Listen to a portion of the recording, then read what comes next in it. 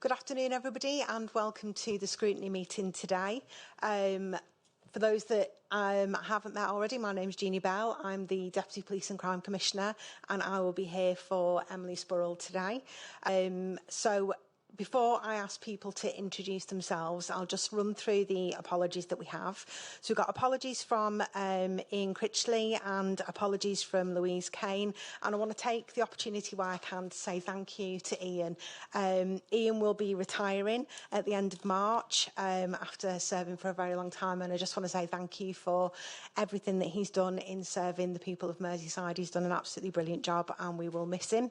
And we wish him a very happy retirement. And also thank you to Louise. So Louise Kane has left the organisation to take up a role in another police force. But again, we want to take the opportunity to thank her so much for everything that she's done for us here and wish her the very best for her new role. I'm sure she'll be absolutely amazing. So I'll just ask everybody to very briefly introduce themselves before we start. Hi, John Riley, Chief Finance Officer for Police and Crime Commissioner.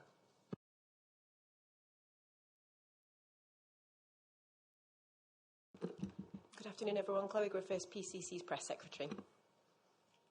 I'm the PR Campaigns Officer in the PCC's office. My name is Paul Doward. Serena Kennedy, Chief Constable, Merseyside. Good afternoon, Chris Green, ACC for Investigations and Intelligence, Merseyside.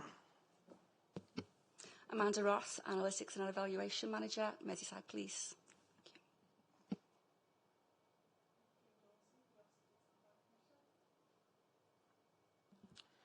Good afternoon. Sue McTaggart, I'm Chief Executive in the Police and Crime Commissioner's Office. Let me go over to the back row. Good afternoon, Mark Cameen, Head of Crime for Merseyside. Afternoon, everyone. John Roy, ACC for Local Policing, Preventative Policing and Criminal Justice. Good afternoon, Paul White, ACC for Matrix and Response and Resolution. Good afternoon, Keith Dickinson, Director Resources, Merseyside Police. Thank you very much. And now that's over with, we'll move on to item 2, which is the action tracker. I've been informed that all actions have been discharged and completed. So we'll move on straight to item 3, if that's acceptable with everybody. Is that agreed?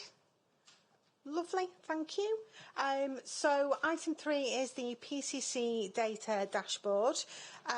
Now we've been provided with a quarterly breakdown of all the performance figures for the force, and the dashboard has highlighted a few indicators that I've raised an alert, but would you like to take us through that before we ask any questions?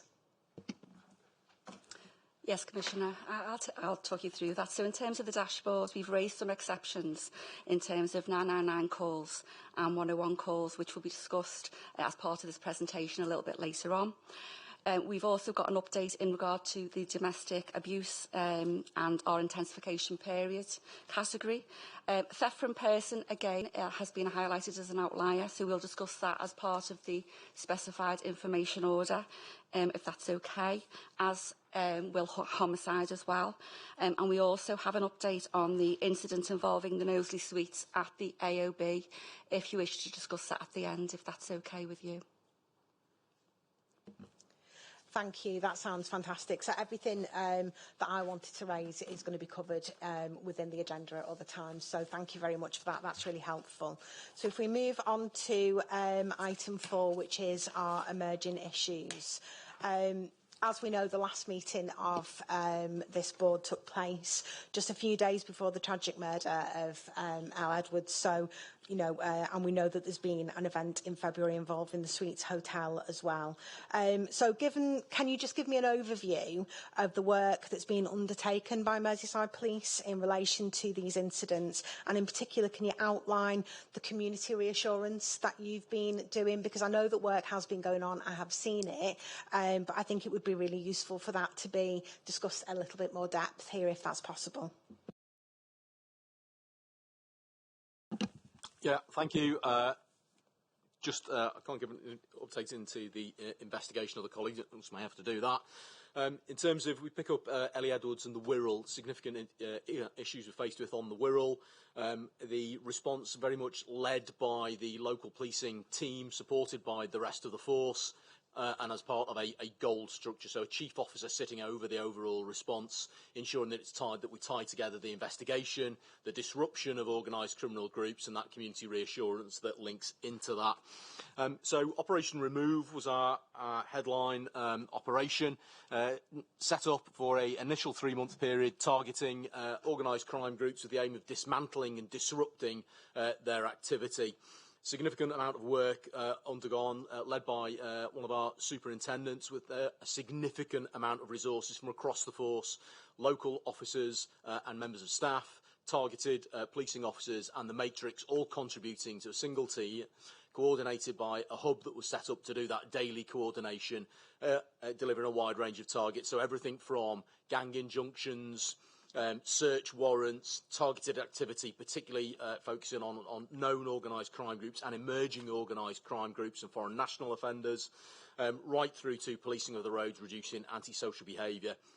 Significant amount of drugs, cash, weapons seized, 4 gang injunctions made already and more to come, and a significant number of arrests being conducted throughout this period, and that continues.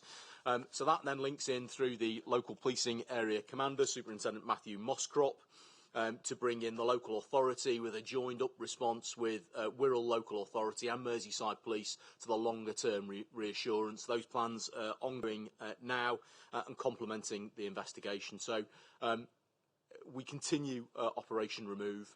And that will continue for a number of weeks. We've yet to determine our strategy as the next phase of this, looking at how we implement clear, hold and build in this area, which you're aware of that tactic that we're using to dismantle organised crime groups and build confidence in communities in partnership with local authority and other partners, so that that work ongoing to ensure the community is kept safe and reassured.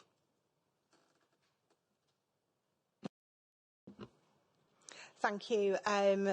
That's a really good response, thank you. And I think one of the things that I wanted to draw out with that was what support was in place as well for the people that have been impacted by these incidents. And I'm thinking around the Suites Hotel. I have attended meetings. I attended a meeting recently in Knowsley, and the information that we were given was quite substantial in terms of the work that you're doing and how you're supporting residents. But if you could just kind of give us a little bit more depth on that, on how you're specifically supporting people in the areas that have been impacted,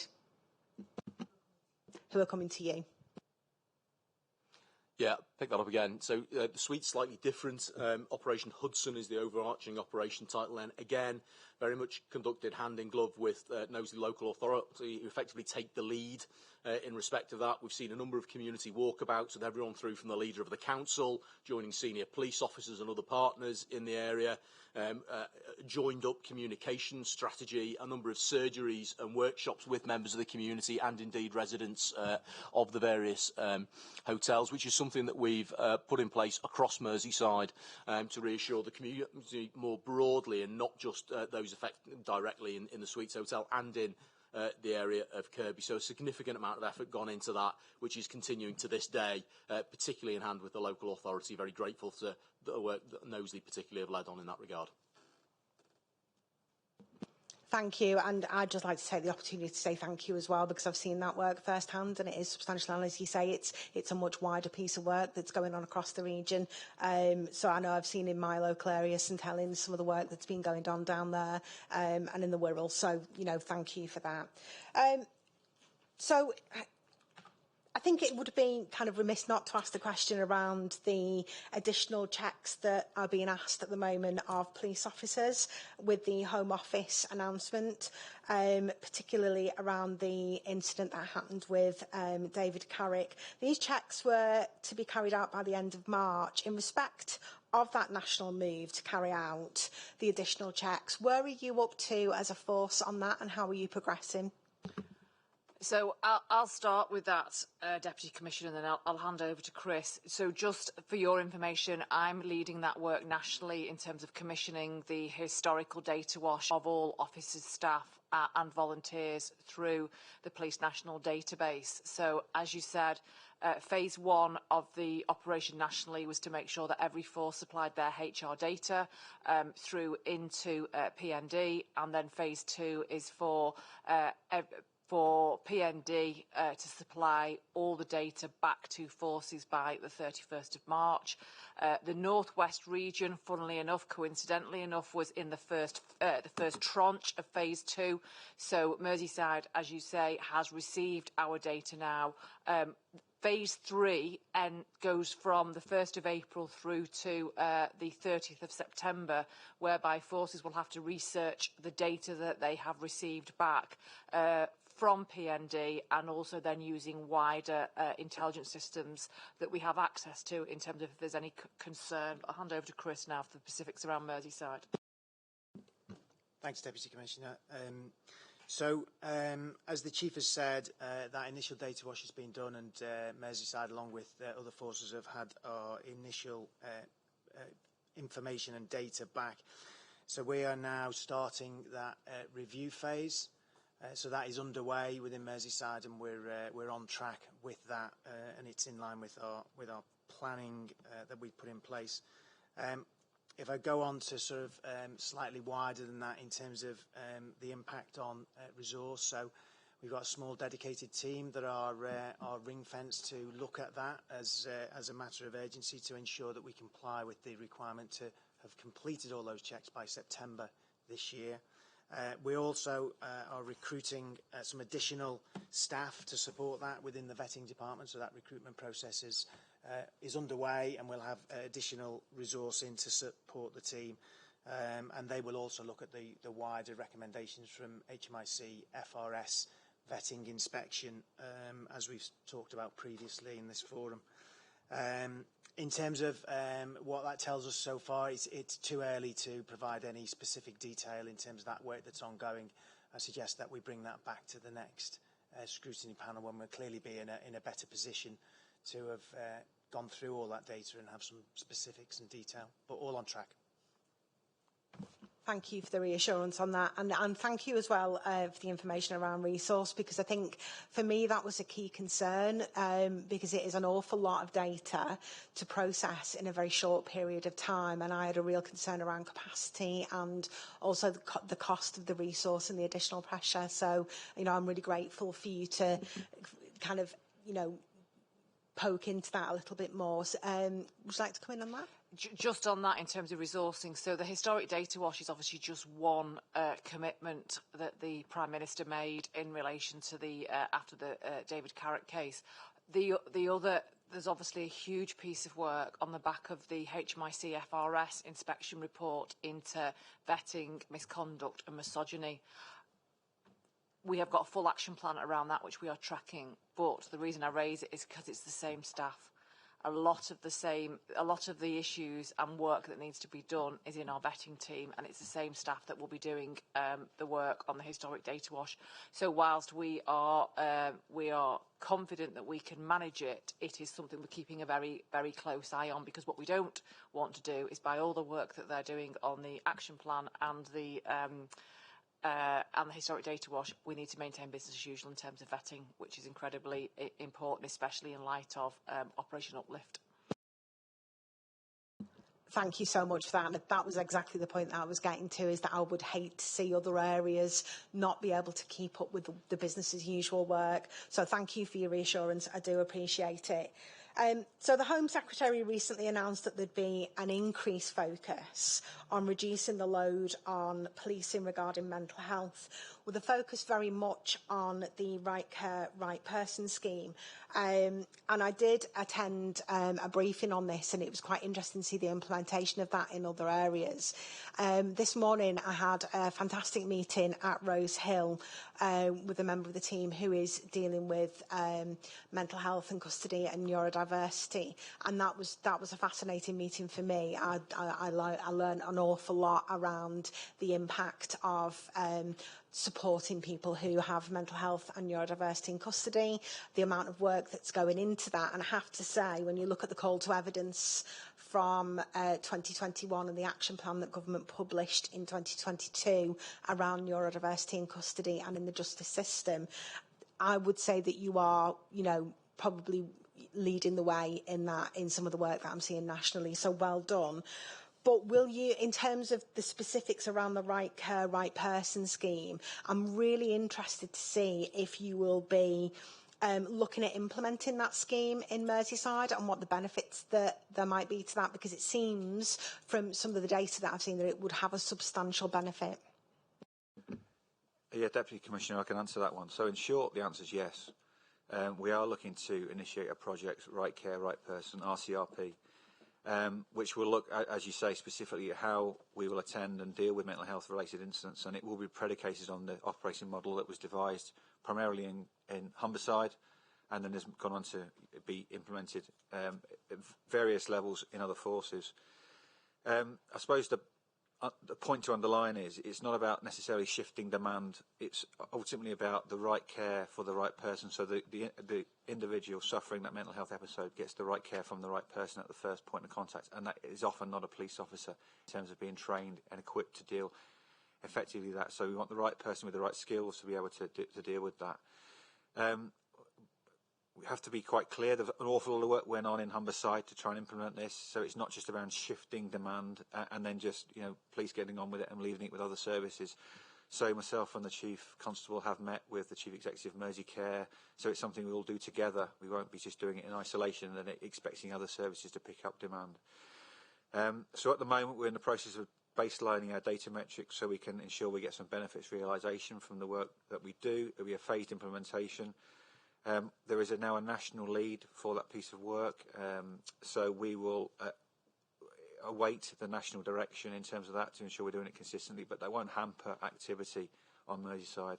We've already implemented some of the Right Care, Right Person initiatives already, so that's around the voluntary attendance at hospitals for mental health assessments and some of the Section 136 issues with an external company who are mental health experts. They carry out the observational role to allow police officers to return to the front line to deliver their core duties. Of course, that is predicated on funding as well, so there is negotiation ongoing in relation to the continuation of that project. We're hopeful, obviously, for a positive outcome in relation to that. So, in summary, we've got a project manager aligned to that piece of work.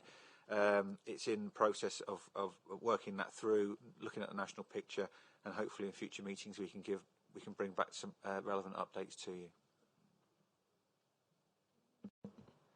Thank you very much, and I know that Police and Crime Commissioner will be really pleased to hear that. She's the national lead for mental health in custody, so this is something that's very, very close to her heart, something that she's very passionate about. So she'll be, you know, she will be really, really pleased with that update. And from a neurodiversity line, which is what I'm leading on, I'm really, really pleased to see it. I was interested to hear some of the diversion techniques that have been used in within custodial settings this morning, and I think I've got going out for a visit in a couple of weeks, so I'm looking forward to seeing it in action and visiting some of the custody suites. So thank you very much. We will move on to item 5A, which is around the Force Contact Centre. You'll be pleased to know we're running ahead of time. I am nothing if not an efficient chair. So if we take 5A, which is the 999 scorecard, there are questions that I've got around this, but they relate to the next slide too. So I'll wait until you've done that presentation to ask them. But if you'd like to take us through it, that'd be great. Thank you, Deputy Commissioner. Okay, so this slide reflects performance relating to 999 calls data, which is published on police.uk. Data is supplied in this area of business by BT. For context, not all 999 calls are connected by BT to a Force call handler. If the call handler is not distressed and does not object to being left in a queue, the BT operator will place the call on the relevant police force system to wait to be answered. BT cannot measure when these calls are answered by the force, and these calls are therefore not included in these tables.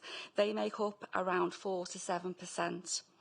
BT data shows our time to answer is 15 seconds, but our internal data will show that this is just over 9 seconds. The difference is the delay in BT transferring the call across to us, which includes the human input, which, if they hold on to the call to wait to hear an operator's voice, can add time, when sometimes they just wait for the call to connect and then disconnect. And the ITAVA is going through the exchange.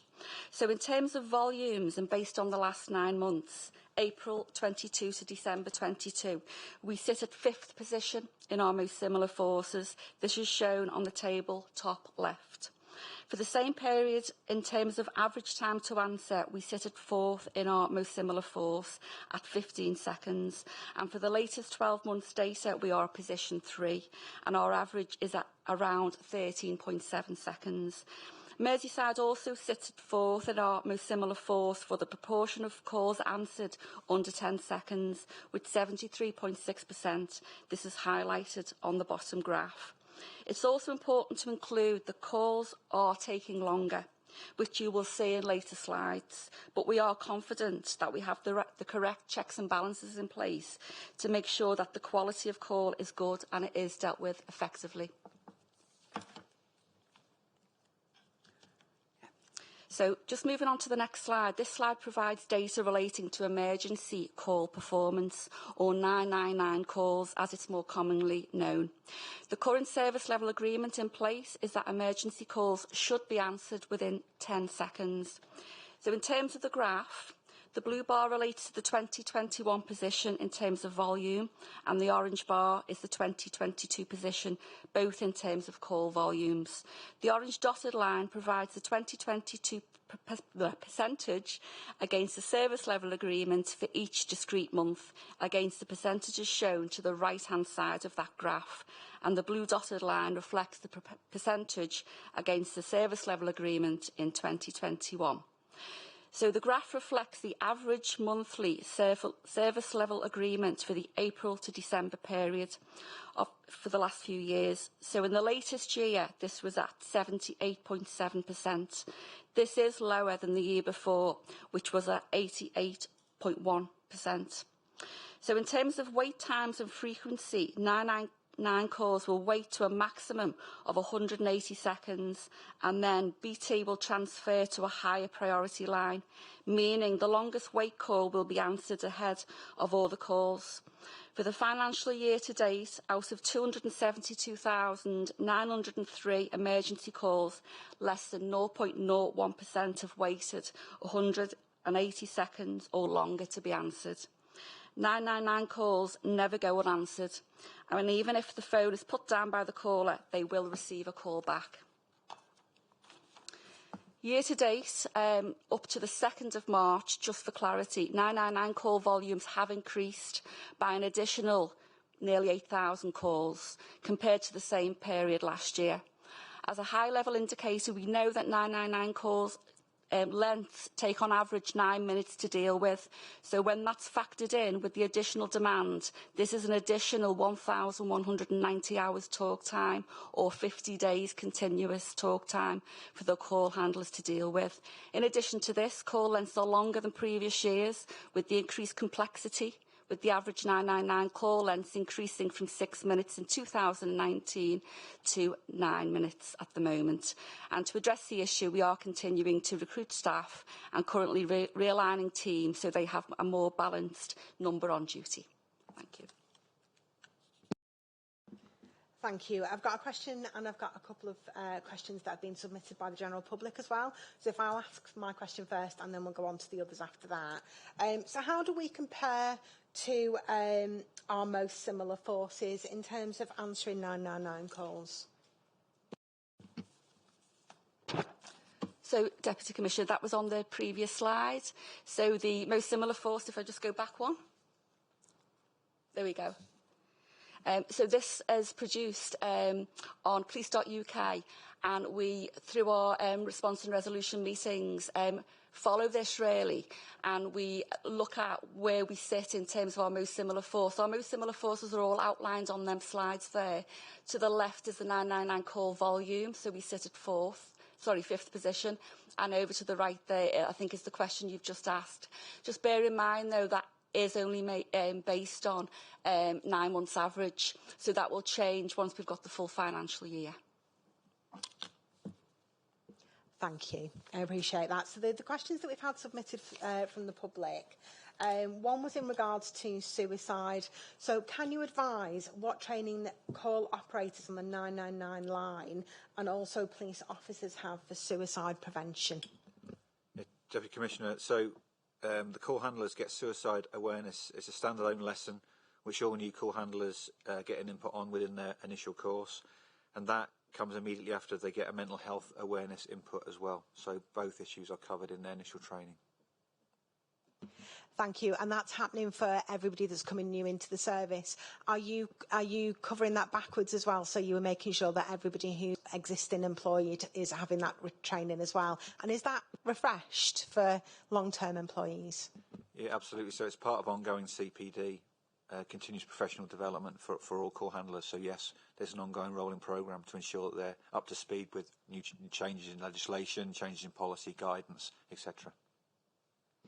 Thank you. Myself and the Commissioner visited the call centre a couple of weeks ago and was really impressed actually with the standard of knowledge and professionalism of the call handlers that we spoke to. They were absolutely fantastic team. So please pass on my thanks to them.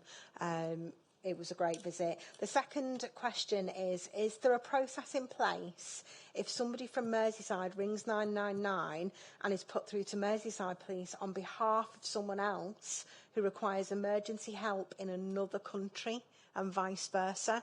And I know that's a little bit of a tricky one to ask. I suppose I could relate it to the area that I live in, is right on which is in Newton-le-Willows, is right on the border between two other forces. So sometimes, depending where you live on a street, will depend which force you go through to. So you can end up kind of lost in that system. So I don't know if you've got a kind of response to that. Yes, Commissioner or Deputy Commissioner. Assume you mean county, not country. We struggle with county. The country one. Sorry. Forgive possibly. me. Not Scotland or Wales, of course. No. So, yeah, we would record the incident on our IT systems, and then we've got the contact details of the other force control rooms.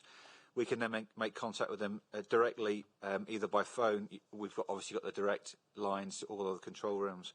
Or if they're on the same IT system as us, IT platform, we can pass it digitally and just send the log over.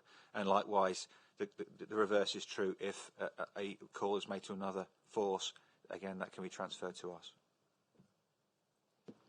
Thank you. That's really helpful. Probably not so helpful, my mixing up words, but it's my first time chairing, so you know you've got to give me a bit of a break. So if we move on to the next item, which is 5B, and we're looking at. Oh, sorry. Sorry. Please excuse me. Yeah, we're moving on to emergency call volume on. Okay, so non-emergency call volume. Is that okay? Yeah. Okay, so this slide provides data relating to non-emergency call performance, or 101 calls, as they are more commonly known. So non-emergency calls are when a member of the public rings the national 101 number or the force's own contact number, which for us is 709 6010, to request assistance or receive advice from police.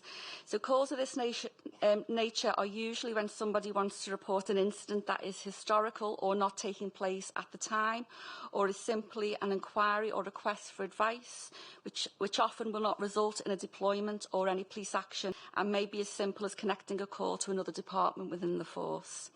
So on ringing 101 or 709 6010, the caller is presented with a clear message to advise or remind them to ring 99 if it is an emergency. Once they call either of these numbers, they are presented with two options. Option 1 is the non-emergency line, and that's if someone wants to report a non-urgent crime or get an update on an existing crime. And option 2 is the inquiry line, and that's for all other inquiries or to seek police advice or to be put through to a department.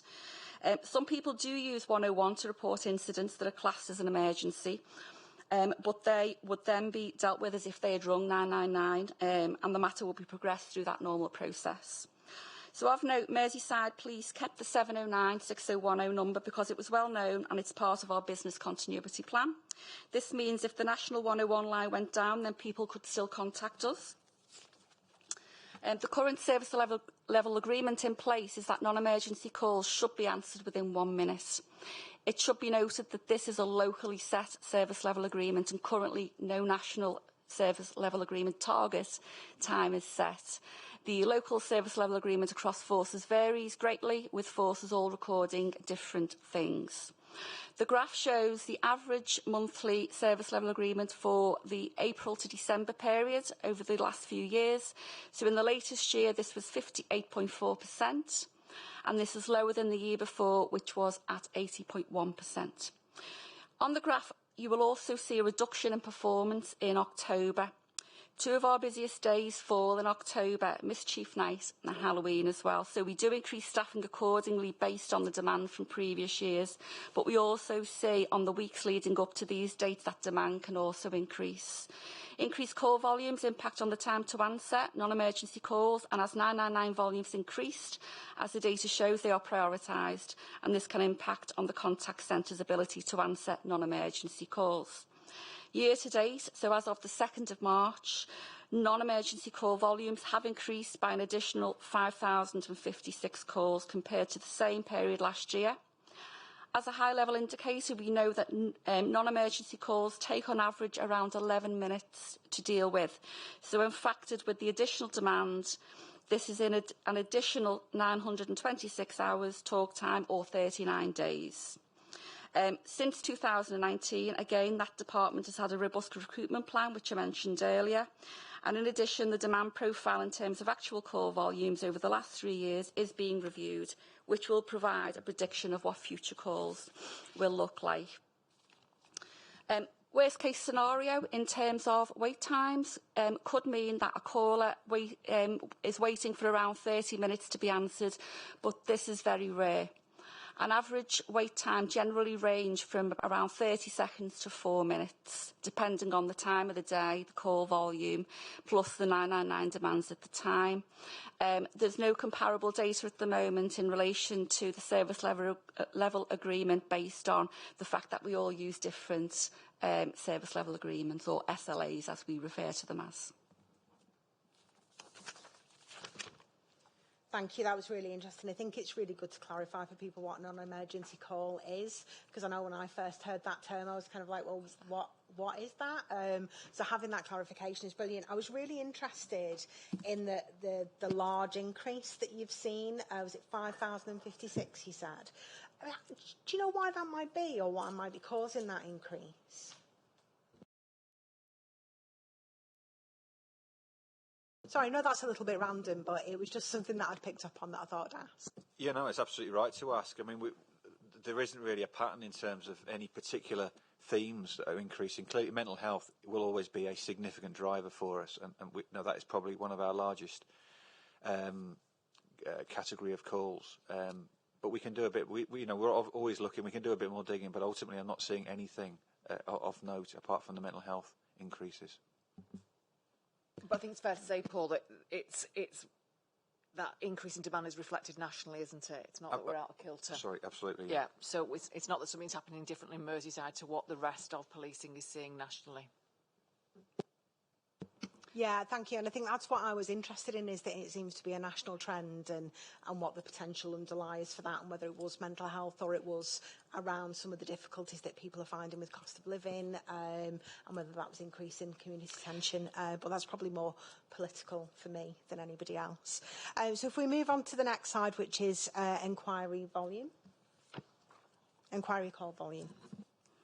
Thank you. So this slide provides data relating to inquiry call performance. Explanation in terms of what the inquiry call line is. Obviously, I mentioned that before when we talked about the non-emergency, so I won't go over that again. And the graph shows the average monthly SLA, or service level agreement, for the April to December period over the last few years. So in the latest year, this was at 60.4%, and this is lower than the year before, which was at 81.2%. As previously mentioned, again, we see a decline in our performance in October due to that factor that I mentioned before around Mischief and Halloween. talking about your question before as well, we are seeing, and I'll talk about on the next slide, we are seeing increases in terms of people using other options for contacting us as well. So single online home is one, which I'll talk about in a second, and also the social media desk. Are you happy to move on, Commissioner? Yeah, happy to move on. I'm really eager to hear more about the single online home. We did see it in action when we were down at the contact centre, and it was actually quite impressive. Great, okay, thank you. So this slide provides an overview of the demand that comes from the single online home platform. So just for context really, the single online home platform is a national digital contact programme, and it's led by the National Police Chiefs Council, or the NPCC, which provides a consistent online contact platform for citizens in England and Wales. It allows the reporting of crime and other police station front desk services to be completed online in a safe and secure manner, and then once submitted routes via an email, alert to the most appropriate department. Currently, 41 of the 43 forces police services nationally are committed to the platform, with 34 forces fully signed up and operationally ready. We are seeing increases in the usage of single online home as a positive, as it not only reduces demand on calls, but we do realise as well it's not just a channel shift, but it's a channel choice, as some of our callers are saying that they wouldn't have contacted the police otherwise if they had to speak to the police verbally, or they wouldn't have walked into a police station. So we do see that as positive. We have experienced increases in both 101 and single online home. We see increased usage of single online home, again, as a positive. It does result in some reduction in demand on calls, because people will either go to this as a first choice option because they're aware of it, because they've heard the IVR message as well. So it is a useful channel for them to use. We're also aware that some people only want to report some things online and don't want to speak to a call handler. So given that there are now more things that people can report online, which is again seen as a positive step, this means that there is an overall increase in that demand, i.e. channel choice. We know that some of those using online methods, again, will say that they would not have informed us otherwise. October 2022, you'll see on the chart, has seen the highest volume of submissions. It was abnormally high. It was skewed by a member of the public submitting just over 4,000 reports of a road traffic offence with evidence in October, and this is being dealt with by our roads policing department. A factor in the increase of RTCs is also being reported via single online home, as it's easier to fill out a form online if you're reporting an RTC rather than phone the contact centre. Collision casualties completing a single online home reporting forms while sat in A&E waiting to be seen is quite common as well. Despite the increase in submissions, this has had no impact in processing or the allocation or the investigation of the RTC. And it's really difficult for us to compare numbers nationally at the moment because of the way the numbers come into us. It is something we're working on with the national team. So as soon as we have some further insight into that, we can obviously share with you, Commissioner.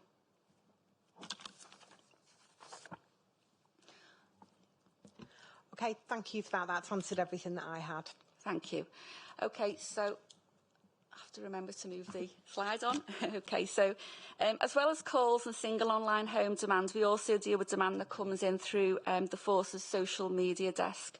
This table provides an overview of all inbound messages, which is your top table volumes, and the bottom table reflects the volume of followers per social media platform. So in terms of followers, we have observed increases. The Force is progressing some further development work in this area of our business, and we will be working with a national lead to develop a national performance framework for all forces to follow. This work has just commenced. There are lots of issues that are being reported through social media, and that can range from people looking to report crimes of various types. They are sent a link to do so on the single online home platform. Advice, reporting incidents and road collisions feature as well. They have the ability to report anything on this platform because it is a direct message system. And it may be them asking for updates on crimes or to make contact with specific officers.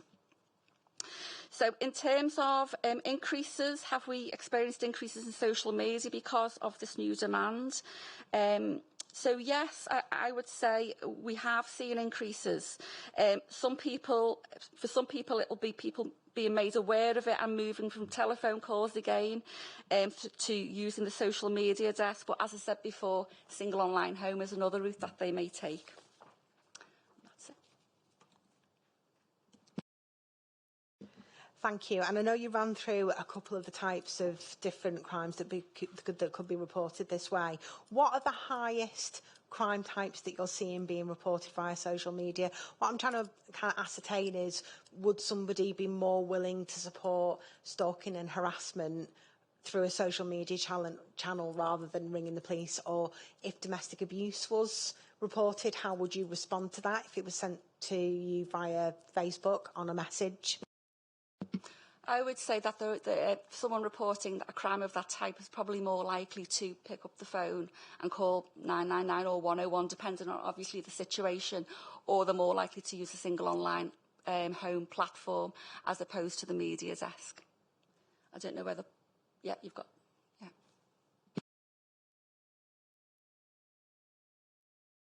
Oh, sorry. Thank you for that. I think that was some of the things that the public have raised with me previously was, yeah, but what if somebody said, you know, they contacted Facebook and said, oh, you know, I don't know what to do. My husband, I've been in an abusive relationship. Who should I go to? I think it was just trying to clarify that for people and get a feel for it, that actually it's linked into that wider system and it would be treated exactly the same way and they would receive the same response. Thank you. So if we move on to forced contact centre staffing and vacancies. Okay, so this slide represents the latest establishment figures for the forced contact centre. As you can see, at the time of assessment, the contact centre was budgeted for a total of just under 326 full-time equivalent employees, and of this 284 full-time equivalents were in post. This leaves a difference of just over 40 full-time equivalent vacant posts. Of note, the forced contact centre is also partway through a business change reorganisation, so that will address some of the vacancies. Are there any questions, Commissioner?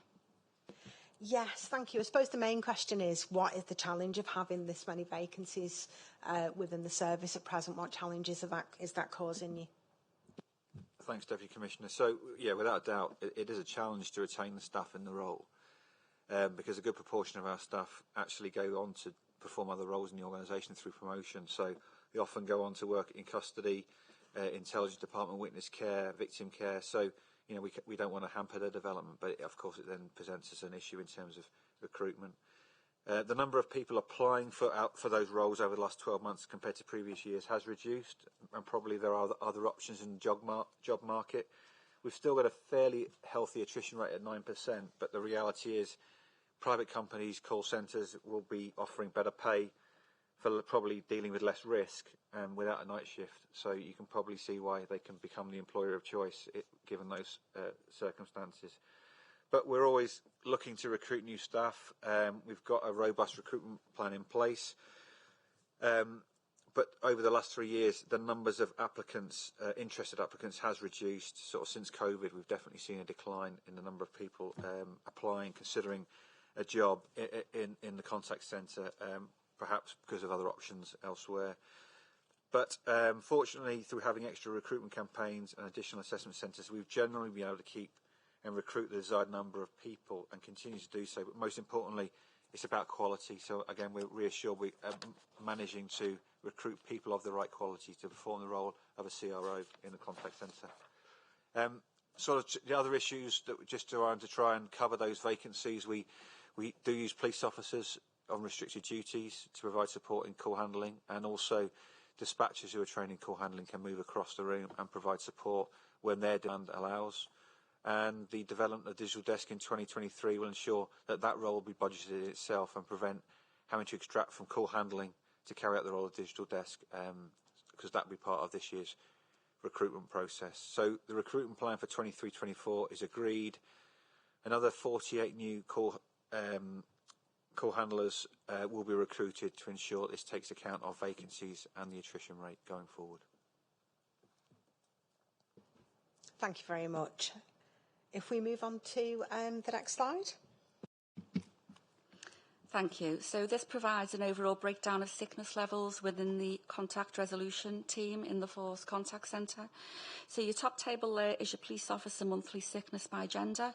Your middle table is police staff monthly sickness by gender.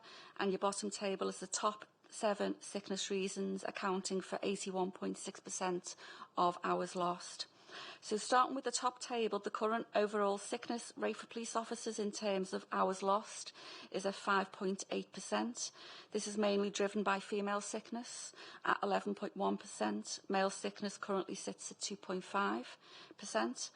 Moving to the middle table, the current overall sickness rate for police staff in terms of hours lost is at 9.6. For contact resolution, 8.5% for call handlers and 11.1% for dispatchers. Again, mainly driven by female sickness in each of the different categories. And the bottom table identifies the top sickness reason reported by police officers in the contact resolution section, which is respiratory conditions at 24.9%. For police staff who are call handlers, this is psychological disorders at 18.2%. And finally, for police staff who are dispatchers, this is stress at 43.3%. Thank you. Thank you. I've got a couple of questions on this, if that's okay. I think I was particularly concerned around the difference in gender sickness levels. So in terms of female absence being higher, have you looked into that? Do you have any idea why that might be the case, and if anything can be done to address that? We have looked into it, as you would expect. There aren't, what we can't see any obvious reasons why female sickness will be higher than males, but to understand that in a bit more detail, we're using our people partners to carry out some focus groups with female staff in the control room to try and get a bit more of an understanding of the issues that they face, how we can support them. We already ensure support from line managers. We utilise the OHU, who have been a great asset over the last 12 months. The other wellbeing assets in the benevolent fund. So we are looking at the problem closely, and there are a number of activities ongoing to try and identify and provide that level of support. Thank you very much. I think, and I can't see it exactly on the slide, but I think getting an age breakdown might be quite useful in when we're looking at female sickness as well, around looking at things like menopause and menopause support in the workplace. The other thing I wanted to ask was, there seems to have been a general trend of sickness in the summer period. How's this affected your delivery? In terms of the menopause and some specific female health issues, we've got a number of groups who provide that specific level of support. No doubt, I would have thought when you came to the control room, we might have shared that with you, because it's something I'm very proud of, and there's some really excellent people there showing some real interest in taking that forward. So hopefully you would have been reassured by that. Just in terms specifically around the question you asked, we do see seasonality trends in sickness over the summer period in particular. But although absence management is closely monitored, we review it weekly through sort of management meetings and through the command team. And then again, any trends and patterns are picked up on and addressed accordingly. Thank you. And yeah, you are definitely right. I did see that when I went down to the call centre. It was a really nurturing environment, I felt. And the staff that I spoke to and the managers that I spoke to felt very strongly about staff wellbeing, and that really shone through. But having said that, I think I'd have to ask the question around support for staff with stress levels. I mean, obviously, it's, an incredibly tough job, and it's not easy for them. And we know that it's a very high-pressured role. So in terms of stress and mental health, how are you working to address that? I mean, I see a lot internally of the work that you're doing as a force, but in this particular area, what's happening? Firstly, you're absolutely right to recognise the demands on that particular role, and yes, stress levels and impact on mental health is a significant issue. So to address that, we work really closely with our colleagues in People Services and the Occupational Health Unit. Staff who are suffering with stress are considered by a line manager and they get that level of support. We use the stress questionnaires in the initial stage and then refer, where appropriate, to the OHU and the psychological support team. We've got other services available such as Benevolent Fund, specialist independent referrals are used, and more locally temporary restrictions such as not taking 999 calls, reduced hours, so specific measures that we can take just to try and alleviate some of those pressures on particular individuals when the need arises. And we also use the forced wellbeing services. We've got the wellbeing van, the wellbeing dogs drop-in, good support mechanism for staff, and carrying out one-to-ones. Previously, we've had previous shift patterns when there's been no capacity in the shift pattern to have that one-to-one with managers.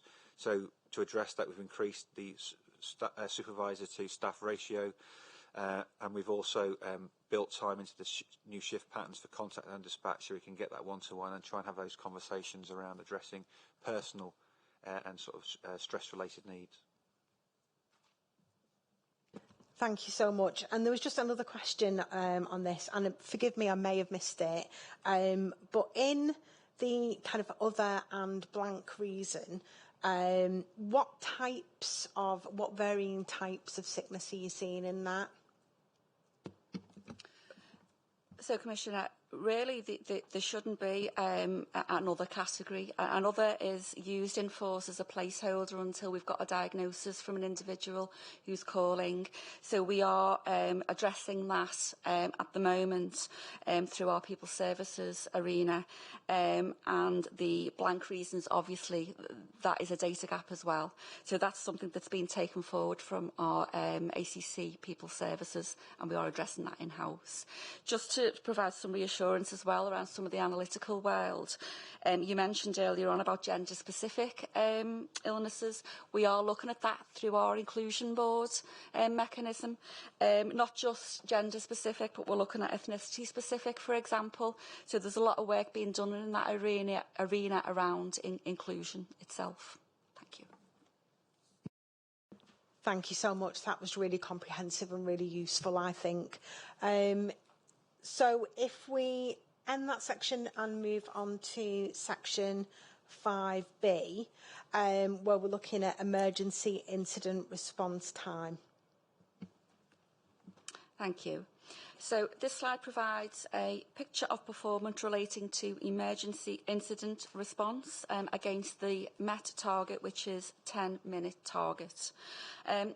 Just for the benefit of the public, really, Emergency Incident Response Team, we call EIRT, E-I-R-T, in-house, are officers who are based in stations across the force that respond to emergency and priority incidents, which are calls for service from the public for help, assistance, about a wide range of matters, from an assault through to a missing person. They are the officers that most people will see when they call the police and receive a response. We have a target to get to an emergency incident within 10 minutes from the control room operator receiving that incident log, informing the officer and then deploying and then getting to the scene. The national target is 15 minutes, but in Merseyside we've always had 10 minutes, given where our officers are based and the geographical size of the county, which means we can support and provide a better service to our communities with a shorter target time. So the average monthly Met target against our 10-minute target for April to December in 2022 was 84.7, and that's higher than the 2021 same period target, which was 81.8. You'll notice as well, September to December, there was a drop in performance. So September to December was a really busy period for the force. Outside of just calls for service, there was an operation running through September following the 3 firearms-enabled murders, and this meant that 8 officers were involved in the disruption plans, as well as the fact that they took responsibility for scenes and constant observations from local policing for some weeks.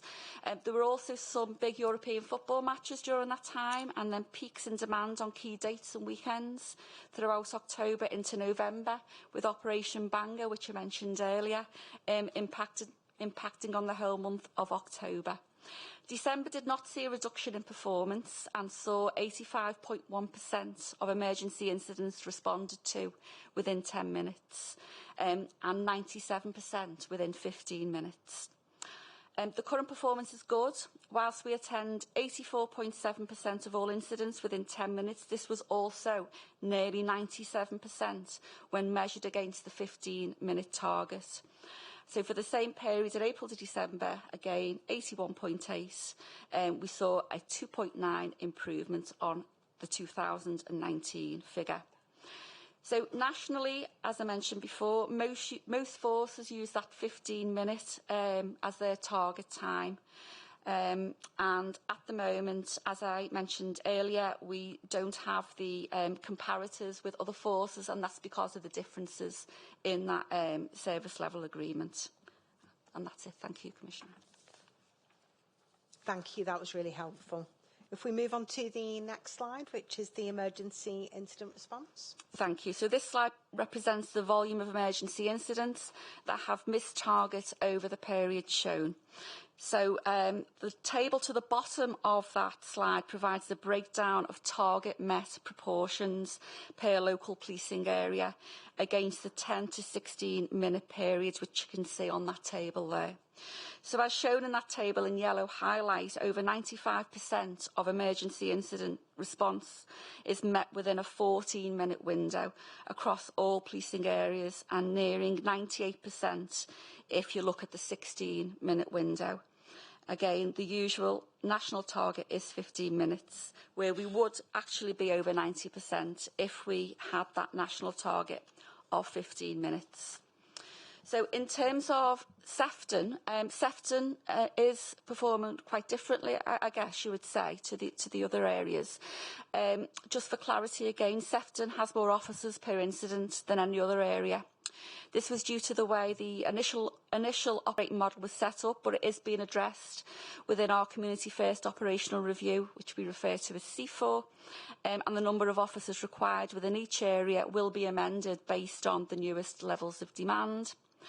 The Community First Operational Review changes will also address some of the inconsistencies across each of the different areas. In addition, there will be some new stations that are going to be opened, for example in Upton, the last 2 weeks in Southport, which will see improvements in getting to incidents in the more distance away from original stations, so for example Wallasey and Crosby. So data shows that over 90% of incidents are attended within that 16-minute window. That still leaves between 1% and 3% that were not achieved. So that 3% of incidents are reviewed every morning at the daily management meeting to understand why this has happened, and any learning is addressed. Some of them may be because the incident was originally classed as a priority incident to attend within 60 minutes due to the risk at that time, but then something else happened, e.g. an offender returns to the scene and it's upgraded. The IT system will class this as an emergency, but some time will have been lost when it was a priority, which means the emergency grade will be marked as missed. The 10-minute time does not start from the time the incident is upgraded to an emergency incident. There's a lot of emergencies in there, wasn't there? Okay, so constant observation. So officers on scenes and constant observation reduces the ability to answer calls for service, which is why during the hours of between 9 in the morning and 10 in the evening, the local policing teams will pick this up. And again, the Community First Operational Review will deal with some of these inconsistencies as well. And I think that's me. Thank you. Thank you. I'm famous for asking the questions that nobody else will ask because they don't know the answer and they're too frightened of looking daft. So I will ask the question.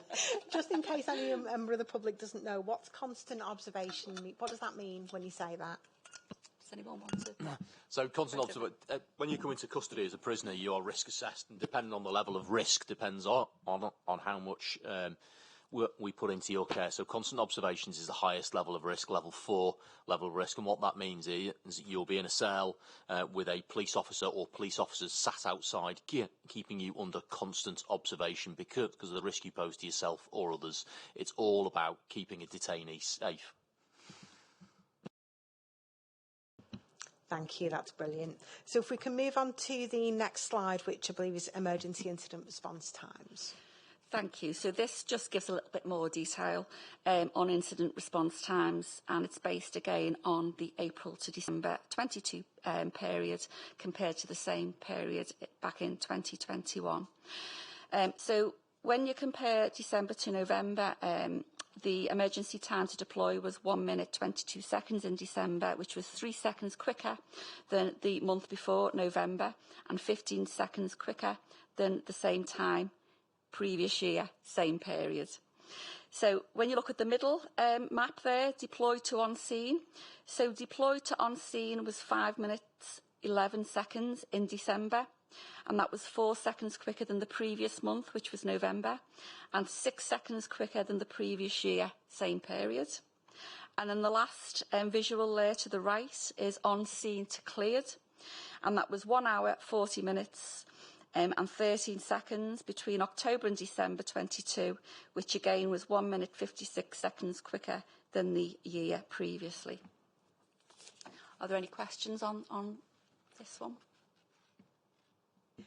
Yeah, I've just got a couple if that's okay. I think I needed to dig a little bit deeper with this in terms of, I suppose sometimes the public feedback that I get and that I know the Commissioner gets all the time is that often their feedback doesn't match up with the statistics that come forward. And I know as somebody from St Helens, like anecdotally, you know, I get told from residents that, you know, nobody gets there, they get a longer service than everybody else, and often the data contradicts that and shows a much different picture. But I think one of the questions I wanted to ask was, are there any comparisons that we can make with our most similar forces nationally on the times that we have here? Is that possible? Again, we don't have the national comparators. It is something that we can look into, but it probably require a benchmark and request. There are some categories in terms of policing business, I guess, that we can compare with similar forces, and we use an on-site system to do that. But for this particular question, we haven't got them comparators, unfortunately. Commissioner, sorry. It's okay, something that we could look at going forward. What I would say in terms of, I used to be the national lead for response, and every force's response model is different, and every force's, the way in which we structure, obviously it's down to the Chief Constable in terms of the operational deployment of the staff and the way in which we choose to, the models that we have. So you'll be aware previously, you know, Merseyside was a basic command unit structure. We now have a functional model. Other forces have very different models. So I'm not sure even a benchmarking request would give you an accurate comparison. You know, what we can do in terms of most similar forces is the information you've got in terms of time to deploy. We do get information and have conversations nationally about how long officers are spending at scenes, but even that can be different because our response officers then hand over the majority of their crime investigations and their prisoners because of the model we've got, but many of the forces don't do that. So I say I'm not sure you're going to be able to get an accurate comparison on this one. I didn't think so, and that's why I thought it was worth asking the question to draw that up, because I know that people will ask, well, how do we compare? But I suppose even geographically, it would be different even with comparable forces. The sheer geography of each area is going to be completely different. So, no, thank you for that. That's really helpful. Do you feel that there's enough vehicles to ensure that the service can cope with the demand that you have? And what percentage of vehicles might be off the road at any one time? So, Deputy Commissioner, there are times when we don't have enough vehicles, but what I would say is our vehicle fleet do an absolutely fantastic job supporting the operational effort with the availability of vehicles. As part of the C4 review, as been referred to, there is a planned increase in the number of officers into response and resolution, and therefore there'll be a commensurate increase in vehicles, and all be part of the ongoing vehicle review to ensure that we've got enough vehicles to match the operational demand. Clearly, they are also hampered to a degree, or limited by supply chains and service requirements, etc. But as I say, they do an absolutely fantastic job supporting us. The average monthly vehicle availability rate is 89%, so that would suggest that more often than not we've got the right number of vehicles on the road at one time, and there is a business continuity plan in place. So, for example, if emergency response are struggling with vehicles, then we'll move vehicles from other departments who aren't servicing that emergency demand just for a short period of time, just so we get more vehicles back on the road. So it's all about working together to ensure we've got a good supply in the right place at the right time. Thank you. That's great. Thank you. Do you want to move on to the next slide? Thank you. So this slide represents the latest establishment figures for the Emergency Incident Response Team within the Force Contact Centre. So as you can see, at the time of assessment, the Emergency Response team was budgeted for a total of 745 full-time equivalents, employees, and of this, 898 full-time equivalent were in post. This leaves a difference of 166. Just for clarity as well, probationer constables are students on their training carousel, so they are not substantively posted. Are there any questions on this slide, Commissioner?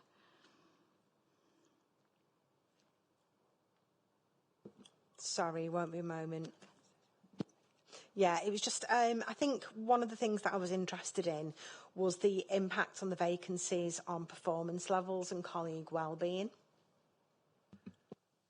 So, yeah, I'll cover that, Deputy Commissioner. So, yeah, without doubt, vacancies do have an impact on our ability to perform the role and performance. Whilst we have vacancies, we do have a number of student officers who are at various stages of their training who are attached to response. But, of course, there's a capability issue there as well, isn't it? Because obviously a lot of them will be at various stages of their training. So driver skills and other sort of specialist skills they may not have at that point. And obviously they're also being tutored as well. So there's a requirement on us to ensure that they get the right level of exposure to different incidents for their learning. But again, that does sometimes have an impact. So, yeah, in summary, it does have an impact. We're fortunate to have the student officers there. We're obviously very fortunate to have the uplift. But, you know, in the short term, there are some capability issues that we're trying to address. So what are you doing to try and fill those vacancies? How are you seeking to address that? So in terms of the permanent posting through 23 to 25, there's increased number of officers posted into R&R, most notably into the emergency response function through uplift. So that will see this vacancy significantly reduce, and we'll start to see the impact of that in April this year. Thank you. It's great that we're seeing so many students coming forward. You know, that's really good news. I think I'm really keen that we don't lose experience as well, and that's one of the reasons why I'm asking those questions of how do we retain, you know, and keep that experience and knowledge that we've got with staff that have been with us for a long time. Are there any comparison? I know I keep talking about national comparison, but it's just to help me kind of understand where we're at. Are there any comparison to similar forces on a national level to see how we fit in terms of staffing and retention issues? So in terms of the vacancies and postings, again, every force is different in terms of the way they post. So at the moment, as Paul said, we don't post officers until, or we haven't during Uplift and the new PQF framework. We haven't been posting officers until they've got 3 years service in, so i.e. they finish their police constable degree apprenticeship programme. However, what we recognise is that is pushing officers' postings further down the line for an additional 12 months because the old training programme was 2 years. So we are now going to be posting officers at the end of their carousel posting, so they will remain attached to people's services, which is where our training academy sits. Whilst they undergo their training at the academy, they undergo their carousels where they move through response policing, local policing and level 1 investigations, so that they've had a taster of everything, if you like, and then they will be posted substantively. But other forces, we all post differently, again, down to individual chief constables, so you will never get any national comparison on that. What we do get is we do get national comparators, which we have brought here on recruitment and retention levels, certainly through the student officers. Obviously, it's very not on, I would suggest, not on retention levels once people are out of their probationary period, because people leave for a variety of reasons. Thank you very much for that. Do you want to move on to the next slide?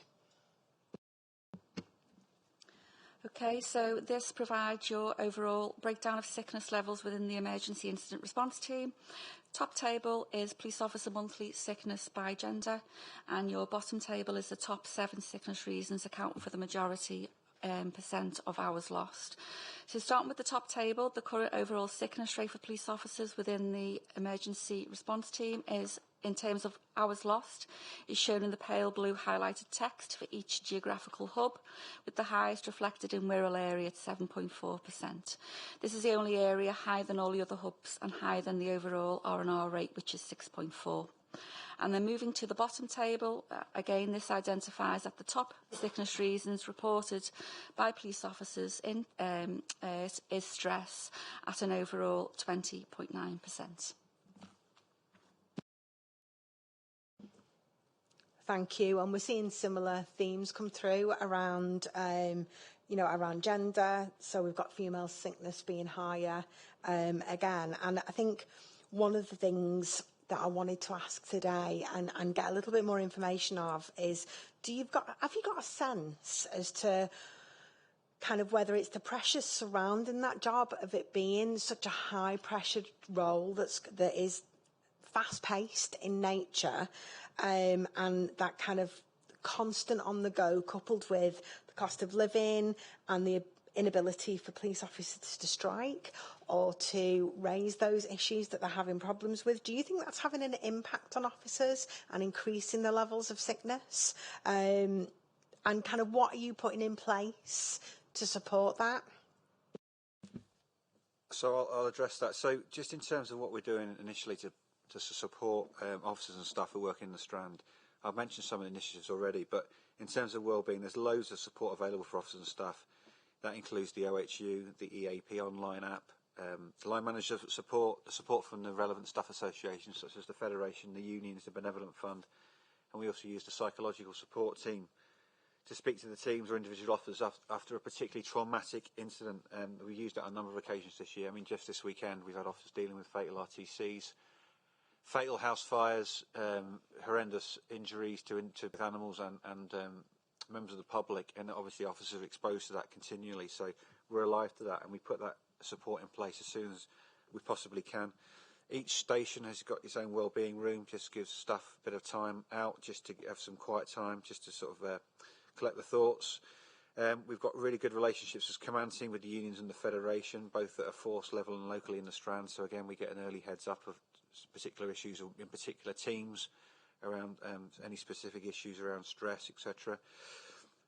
We make use of the force wellbeing team, the national assets from Oscar Kilo throughout the year. So there's a control room week of action, there's a response week of action, but in addition to that, we've done our own sort of mini weeks where we provide that sort of enhanced additional support over on a quarterly basis throughout the year, just to try and keep the focus on that particular wellbeing support.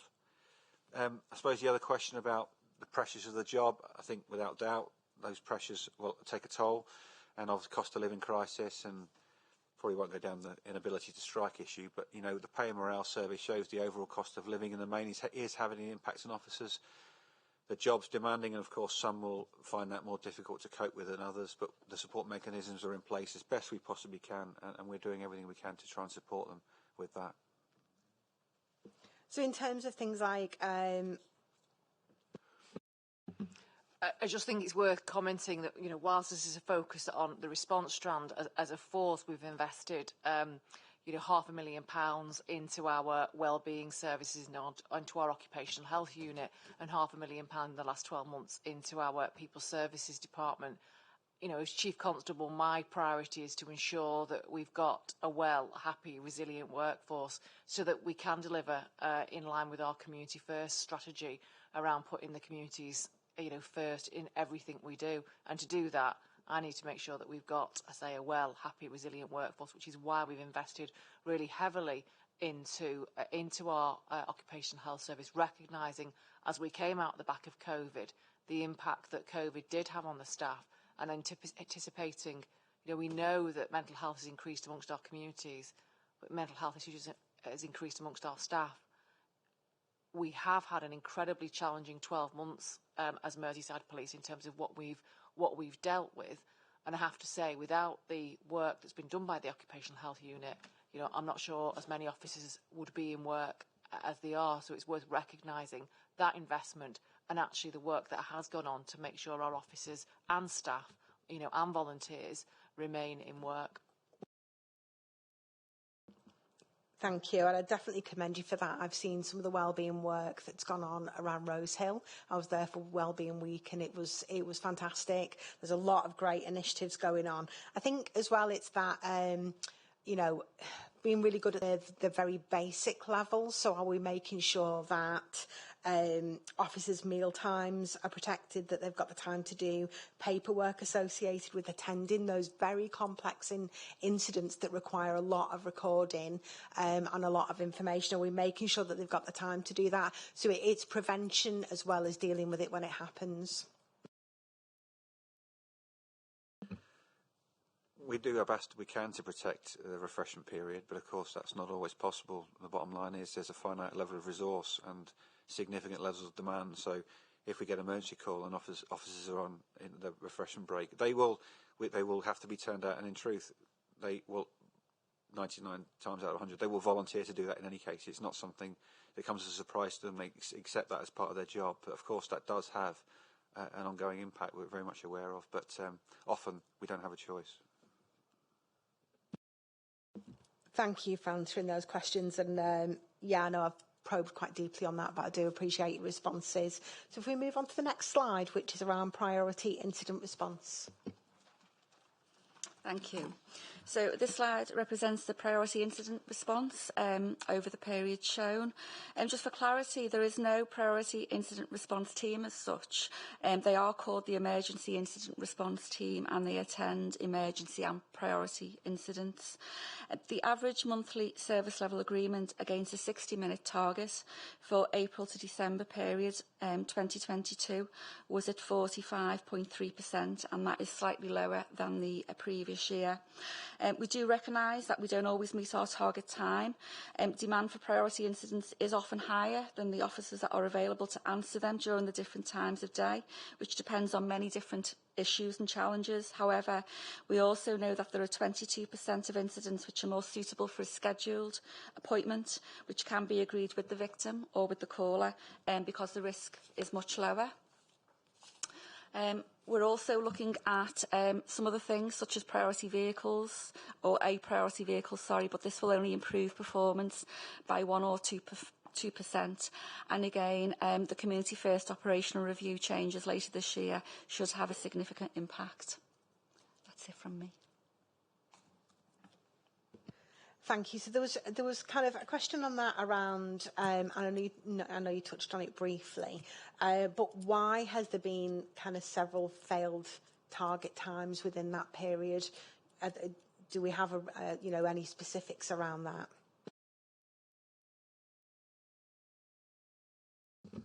So we recognise we don't always meet our target time. Demand for priority instances is often higher than the officers that are available to answer during that particular time. And obviously there's a whole host of factors that can come into consideration at that point.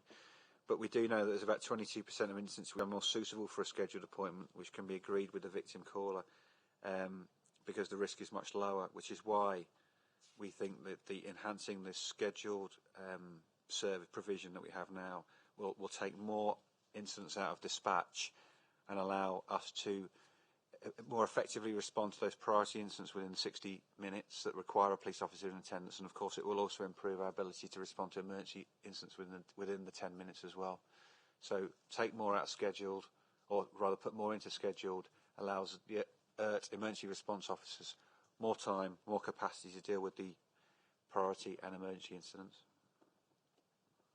Thank you. So if we move on to the next slide around priority incident response, missed target times. Thank you. So the slide represents the volume of priority incidents that have missed target over the period shown again. As shown in the table in yellow highlight, over 80% of priority incident response is met within a 6-minute window across all policing areas, and near or over 85% in the 8-minute window. The response time target is the same across the country. We do move officers around the county across boroughs to deal with demand as it fluctuates across different areas. If we anticipate our response will take longer than 60 minutes, our contact resolution officers in the dispatch will keep our callers up to date. And in terms of people maybe not getting a response at all, it's only if the individual did not want a response, or if the incident could have been dealt with quicker via another means, there would be no response at all. If this was the case, callers would be spoken to, and this will be explained to them over the phone. Thank you.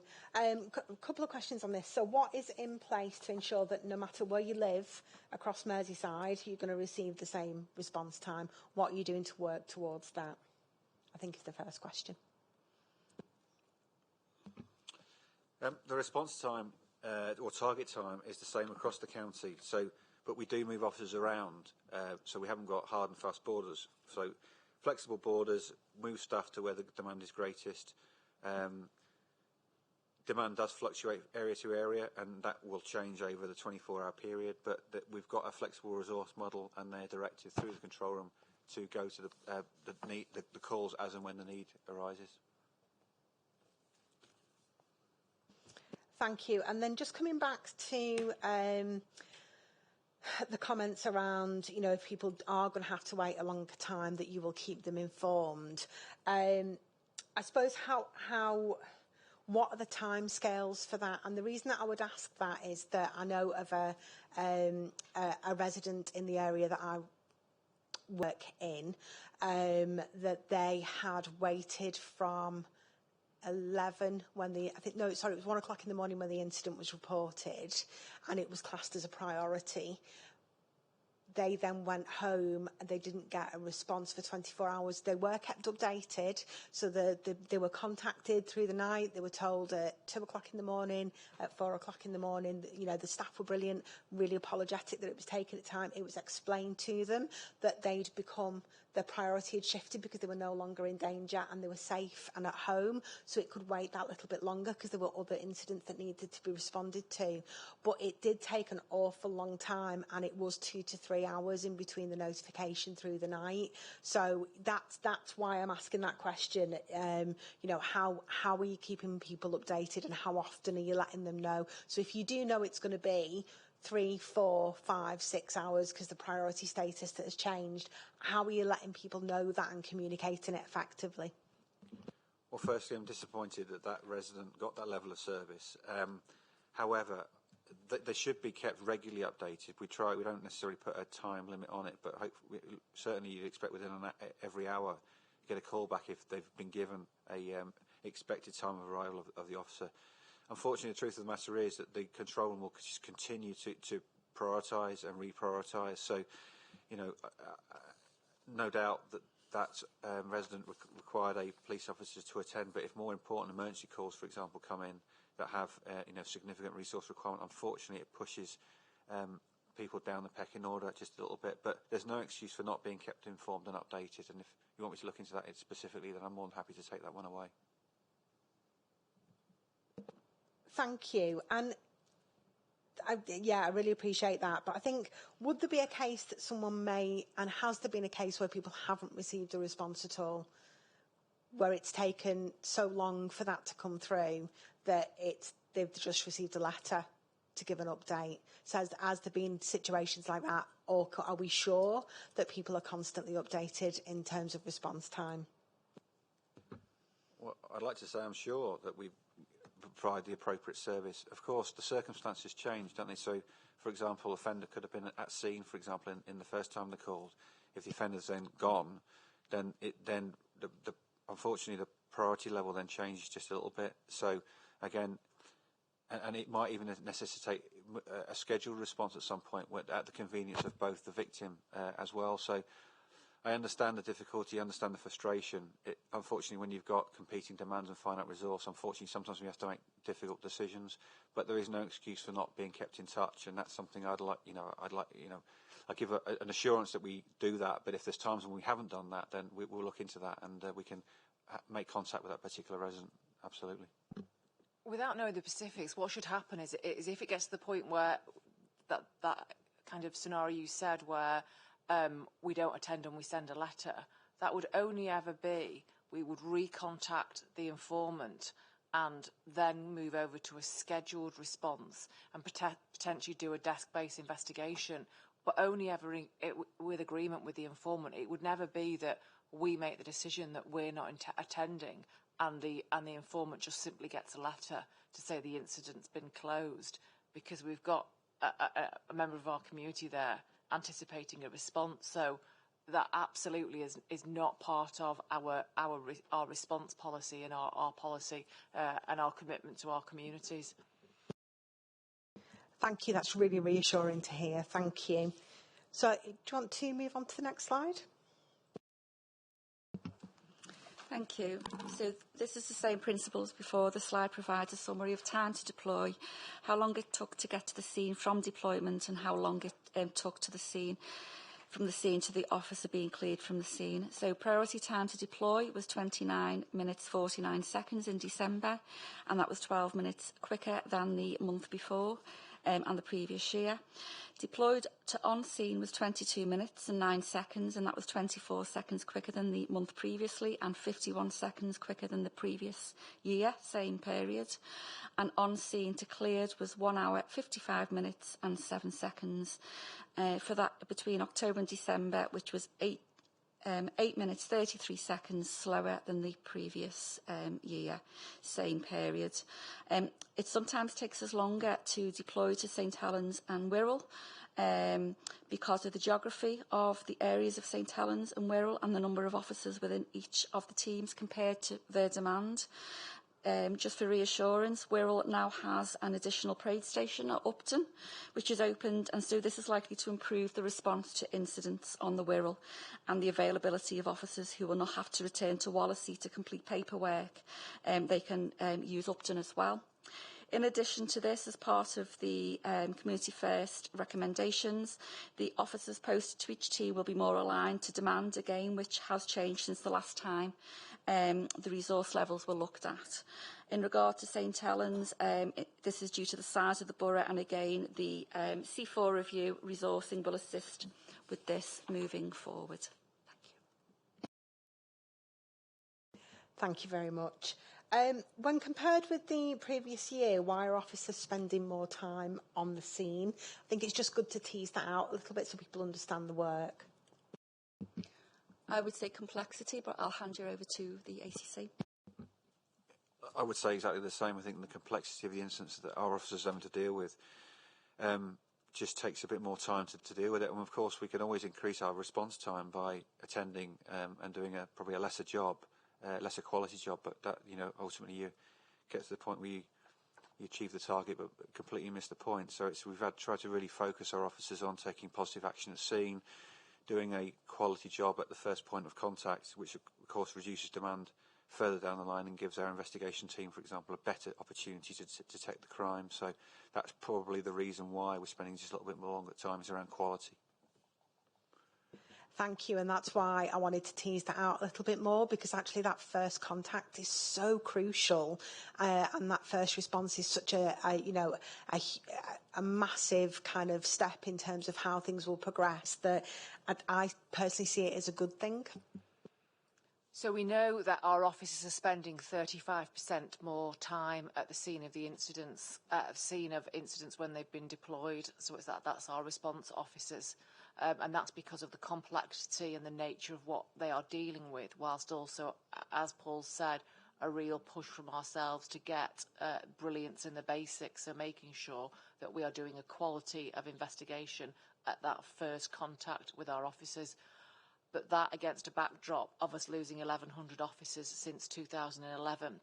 And whilst it's really, really positive news in terms for our communities that we have recruited an additional 665 officers over the past 3 years as part of the national drive for get to an additional 25 officers, and in fact Merseyside Police, we took the commitment that we would overshoot, so we've actually recruited 695 during that time, again, which is really positive, but that still means we are missing over 400 officers, plus they are spending an additional 35% on every single incident, well, on average on the incidents that they attend.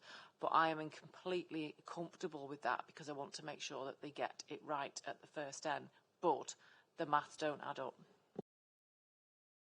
Thank you for that, and I would totally agree with what you're saying and the points that you're making. I'd totally support that. Would you like to move on to the next slide? Thank you. So this slide represents the latest establishment figures for the scheduled incident response team within the Force Contact Centre. As you can see, at the time of assessment, the SART team, as we call it, was budgeted for a total of 47 full-time equivalent employees, and of this, 42 equivalent were in post. This leaves a difference of 7 full-time equivalent vacant posts. Any questions? Thank you. And again, for the benefit of the public watching, can you just explain what the scheduled incident response team is? Yes, Deputy Commissioner. So the scheduled incident response team, they deal with low-risk domestic abuse incidents. So due to the immediate risk being lower, they will agree a suitable time by appointment to meet the victim and deal with the investigation, so obtaining statements and other forms of evidence. Depending on whether it's a crime or not. That appointment is done in cooperation with the victim. It's done at their convenience, and often it's better for that. Well, it should always be better for them to have that, whether it be at a police station or another location of their choosing. It then provides an opportunity to gather all the evidence, submit the multi-agency safeguarding forms, and address the vulnerability for partner agencies so they can consider what supports required and what can be put in place for the victim. Thank you. I think, given the nature of some of the cases that they're dealing with, I did want to raise that there was a joint target area inspection around safeguarding that took place in the Wirral in December 2022, and one of the identified findings for Merseyside outlines that when the SIRT deals with domestic abuse, that there are some delays in sharing information about children who've been affected. So can you just outline for me what Merseyside Police are doing to address that finding and to correct that issue? Yeah, thank you. The issue there is that because the incident is then dealt with scheduled, the voice of the child form that's required to be completed, often the children aren't present, so the officers can't see that firsthand. So we are working together, the Protecting Vulnerable People portfolio and the multi-agency safeguarding hubs are working together to see how they can get that information through the appointment method to ensure that we're not missing any opportunities, and that finding from the JTI will be addressed as quickly as possible.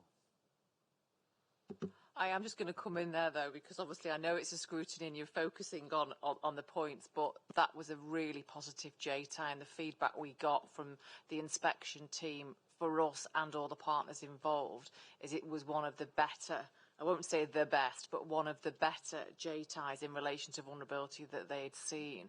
And actually I think it's gone a long way to supporting Merseyside Police in terms of our HMIC inspection that's going on at this moment in time. Thank you, and I think you're right, and I think we do tend to, when we scrutinise, and we tend to focus on scrutiny, and it's often perceived as a negative, but actually it's not. And I think what we've shown in that is that you've picked up on that being an issue, and you are taking really proactive steps to address that, which is actually a really positive thing, I think. So if we move on to the next slide. Thank you. So this slide provides the overall breakdown of sickness levels within that team.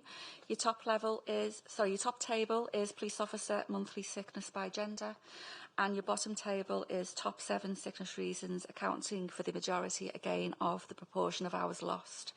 So starting with the top table, the current overall sickness rate for police officers within the team in terms of hours lost is at 11.1%. This is higher than the R&R overall, response and resolution overall sickness rate, and mainly driven again by female sickness at 17.3%. Male sickness for this team is currently at 5.2%. And then moving to the bottom table, this identifies the top sickness reason reported by police officers in this particular team is stress at 54.5%. Thank you. I think any questions that I would ask around what support you have in place for staff, you've already answered substantially. So I'm not going to ask any further questions on that item because I think it's been covered a lot. Thank you very much for your report on that. I think, it's been really interesting and it's been a good learning experience for me as the new Deputy PCC. So thank you for the work that's gone into producing that. So if we move on to item 6 on road safety.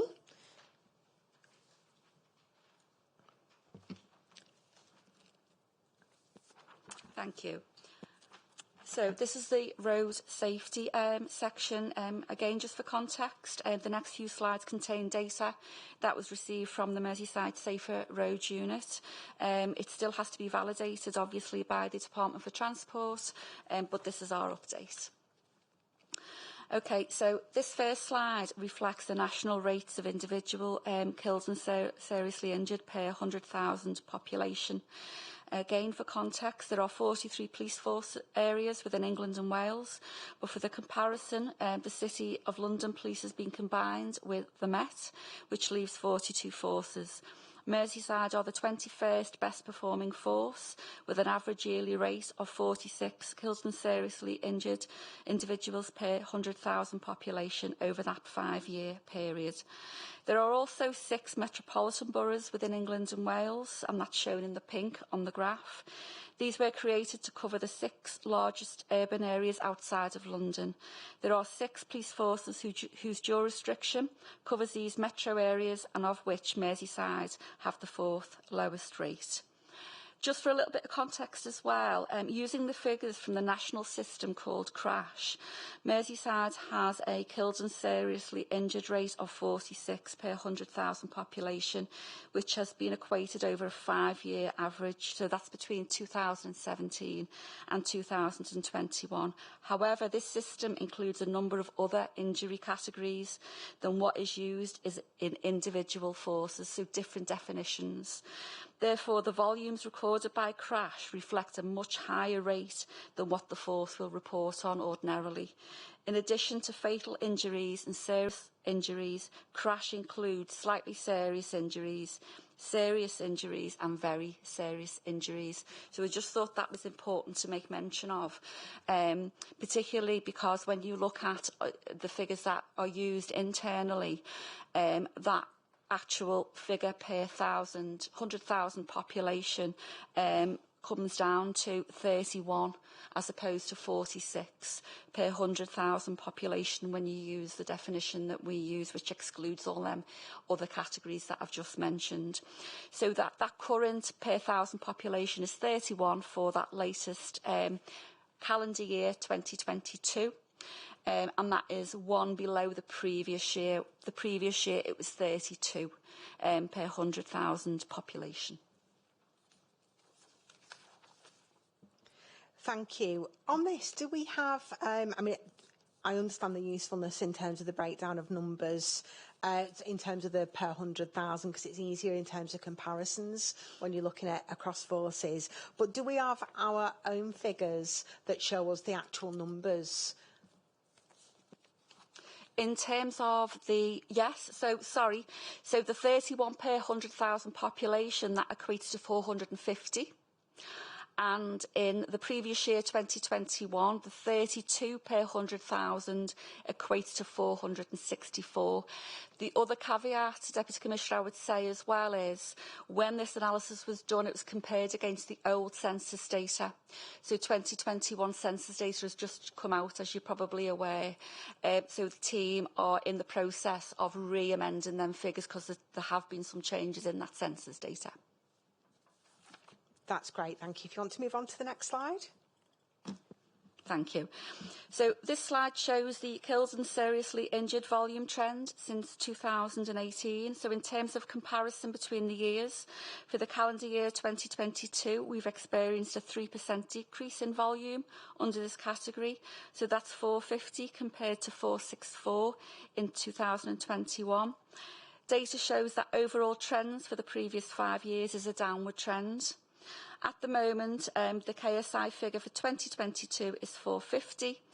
I mentioned earlier that this number could change as ongoing investigations close and incidents are either added to that database or removed as they don't fit reportable Department for Transport criteria. For example, medical episodes, confirmed suicides and private land incidents.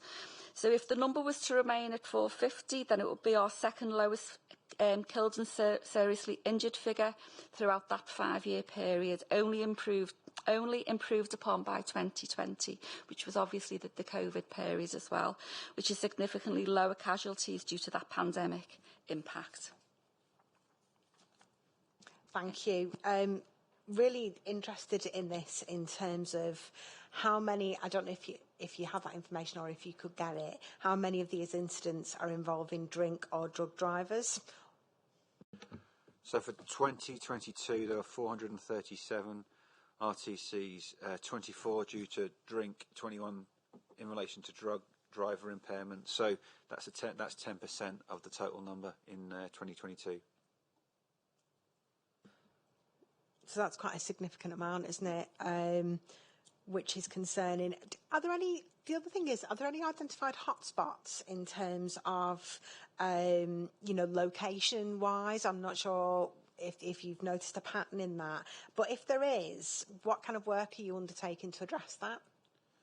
So in terms of the hotspots, the KSI hotspots, they're established or refreshed every 5 years to ensure we're focused on the historical trends whilst being cognizant of the emerging trends also. We then have some governance structure internally. It goes to the tactical meeting and then up to the strategic meeting. And then within the Safer Roads unit, the KSI locations are shared and the camera enforcement team then continuously seek to establish new sites in the surrounding area. And then this information is also passed to the joint agency group, so each local authority is aware. And then they can obviously then develop engineering measures to address the problem in that particular area, design out the problem in particular. So there's certainly a joined up approach through the road safety partnership around that. Yeah, that joint partnership work is so important. I think throughout any area of policing, it's everybody's responsibility, isn't it, in terms of community safety.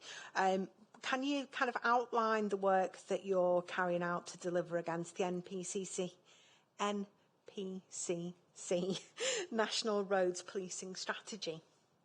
That was a mouthful. Yes, absolutely. Probably a presentation in itself, this one, but just a summary really. So we support the national strategy number of ways really under the headings of preventing harm, saving lives, tackling crime, driving technology and innovation, changing minds and policing roads together. So in terms of preventing harm, saving lives, we use the statistical analysis, feedback from the community, get the hotspot routes, the KSI data. So you've got an intelligence-led approach to deploying resources to reduce KSIs. We work with the local partners within the safety partnership, the highways, VOI, national peer groups to identify best practice, share some joint approaches to road safety from other areas. And obviously the partnership then brings all the agencies together to walk towards that common goal of preventing harm, saving lives. Use the mobile speed enforcement equipment to enforce locations that are difficult to get to sort of target the route of driver behaviour. And then we prosecute legislation surrounding road traffic offences as part of core business, whether that be the roads policing team, specialist road policing officers, the commercial vehicle unit, the bike team, traffic managers, or the stolen vehicle squad. In terms of tackling crime on the roads, we've got our MVET, Matrix Vehicle Enforcement Team. They've got a role dedicated to tackling serious organised crime on the roads with specialist and enhanced training. They work both in force and cross-border across sort of Merseyside OCGs that are in operate in other areas. They've made significant contribution to our county lines operations, Operation Medusa.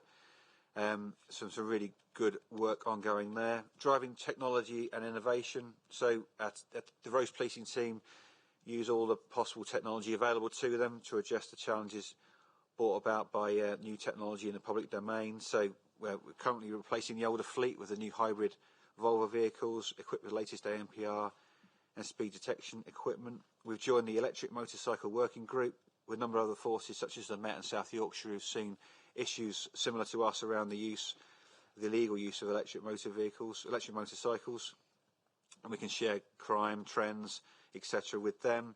And then as a result of that, there's a working group about to test some electric motor vehicles for use in combating two-wheel enabled crime, antisocial behaviour and dangerous driving. We work closely with Voy to support them with their e-scooter test programme on Merseyside, both enforcing misuse as well as addressing the illegal use of or the illegal versions of the e-scooter. And we are testing and using new technology in the form of remote control tyre deflation devices, hopefully more successful in combating two-wheel enabled crime and provide additional level of protection for the officer deploying. Well, sadly, we've seen, obviously, in recent years, that horrendous incident on the Wirral. In changing minds to the education element of the plan, we're working and delivering the NPC strategy to support that idea of active travel and shared spaces, supporting the two-wheel campaign, the close pass operation to protect the more vulnerable pedal cyclists and promote this as a method of transport. And then policing our roads together, that's obviously the central idea behind the 2022-2025 strategy, which involves all partners working together with agencies, enlisting the help of public and using social media to promote our work, and then ultimately to reduce collisions and harm on the roads. And then there's a number of planning days in place to coordinate it with the roads policing strategy to review the Vision Zero strategy and how we can take that forward over the next coming years. That's just a brief summary of where we're at the moment, Deputy Commissioner. So it's safe to say that there's quite a bit of work going on in that area, I presume? Yeah, absolutely. As I say, it's probably do it justice for the work the roads policing team and others are doing, but and we can provide more detail at any opportunity, of course. That would be great. That would be really good, and thank you for that response. That's really helpful. Thank you. So this slide shows the volume of fatalities trend since 2018. So as with killed and seriously injured, fatal casualties in isolation have also been on a declining trend over the past 5 years. At present, there are 15 Department for Transport reportable fatals, which, if confirmed, would be a 50% decrease on the previous year and our lowest number of fatal casualties for in excess of 10 years. As mentioned previously, all of 2022's information could change pending data cleanses, investigation closures and cross-border incidents being added to our figures. Thank you. I've got two questions from the public on this one. The first is, can you describe the process that Merseyside Police would undertake for the investigation of a fatal or seriously injured road traffic collision? So if you take that one first. Of course. So roads policing unit officers attend and investigate all fatal and serious injury RTCs across Merseyside. They attend, they manage the scene, they collate the evidence before making investigative decisions whether to escalate or investigate themselves, and then all fatal, life-changing, life-altering collisions will be investigated by the dedicated specially trained staff within the Serious Collision Investigation Unit. So that's a team with a number of qualified detective constables, detective sergeants, led by a very experienced inspector. Each collision is investigated according to APP, which is Authorised Professional Practice, Police National Standards, force policies and procedures, with the intention of progressing criminally through the courts, taking no further action or corollary through to inquest. And then victims, of course, are supported by specially trained family liaison officers who are coordinated by a family liaison coordinator. So in summary, that's the process. Thank you, that's really helpful. The second question that we've been requested to ask is, what innovation is available for road safety that can currently be applied? And I think, from my understanding of that question, is around how can the public get involved in helping you? Okay, so probably under three headings really. So education, so offending drivers can be referred for educational courses that are designed to influence a change in driver behaviour at an early stage. This in turn will effectively contribute to reducing the number of people killed or seriously injured, and the courses are readily available. There's a safer, considerate drivers course aimed at drivers 70 plus, age 70 plus, drivers using mechanically adaptive vehicles or those with other vulnerabilities. That was recently launched in Merseyside and has been adopted by other North West forces. And then to come in April, educational course for users of two-wheeled vehicles, both motorbikes and scooters. And in terms of enforcement, we've got covert activity. RPU's officers use tactics for enforcement, including the unmarked truck, which is Operation Tramline, which targets the motorway network and gives height advantage to look into vehicles. A Trojan bus, if you like, to use to target inner city offences. And then we've got the Ranger, which is a mobile speed camera that can be deployed into areas where KSI offences have been reported, and specifically in our hotspots when we don't have the static technology available to us.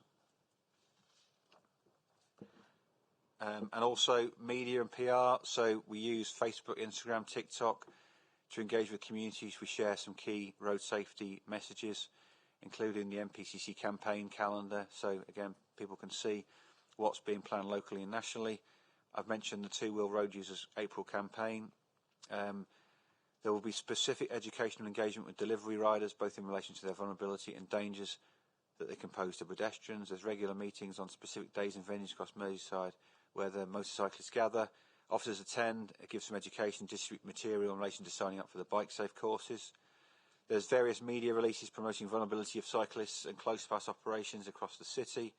And then we also operate Single on the Home with Dashcam portal, where pedestrians, riders, drivers can submit footage of vehicles committing road traffic offences, and then that can result in education, warning letters, educational courses, depending on the severity of the offence, etc. One of members of the public has used that frequently, as highlighted earlier, to get that. So, but we're very grateful for that information, and we can target our activity accordingly.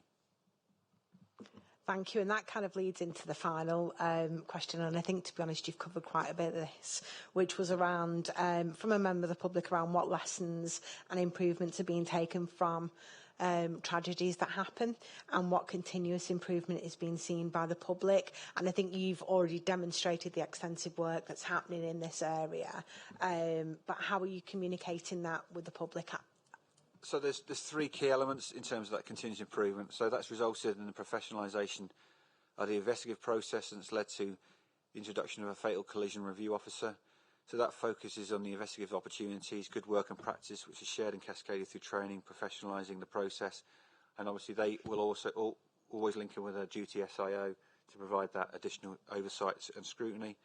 The police traffic managers work in conjunction with local authority and highways. They visit the scene of each RTC, each fatal RTC. They look at the road layout, the lighting, the signage, to ascertain again if there's any lessons that can be learned, any improvements that can be made to ensure, as best we can, there's no repeat in that particular area or location.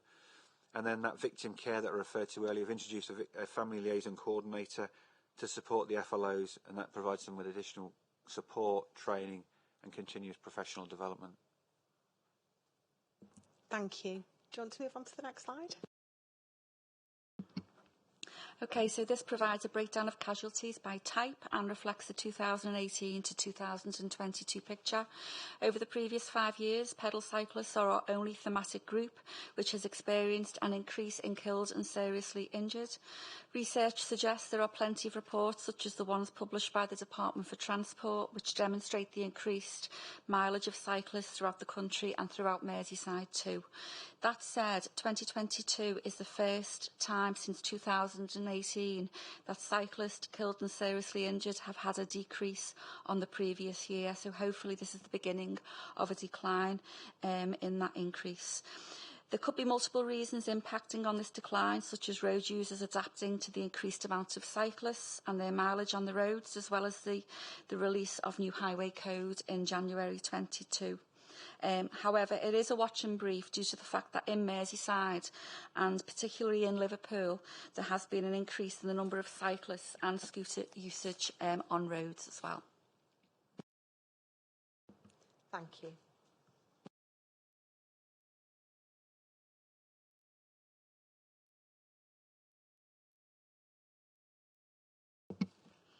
Thank you.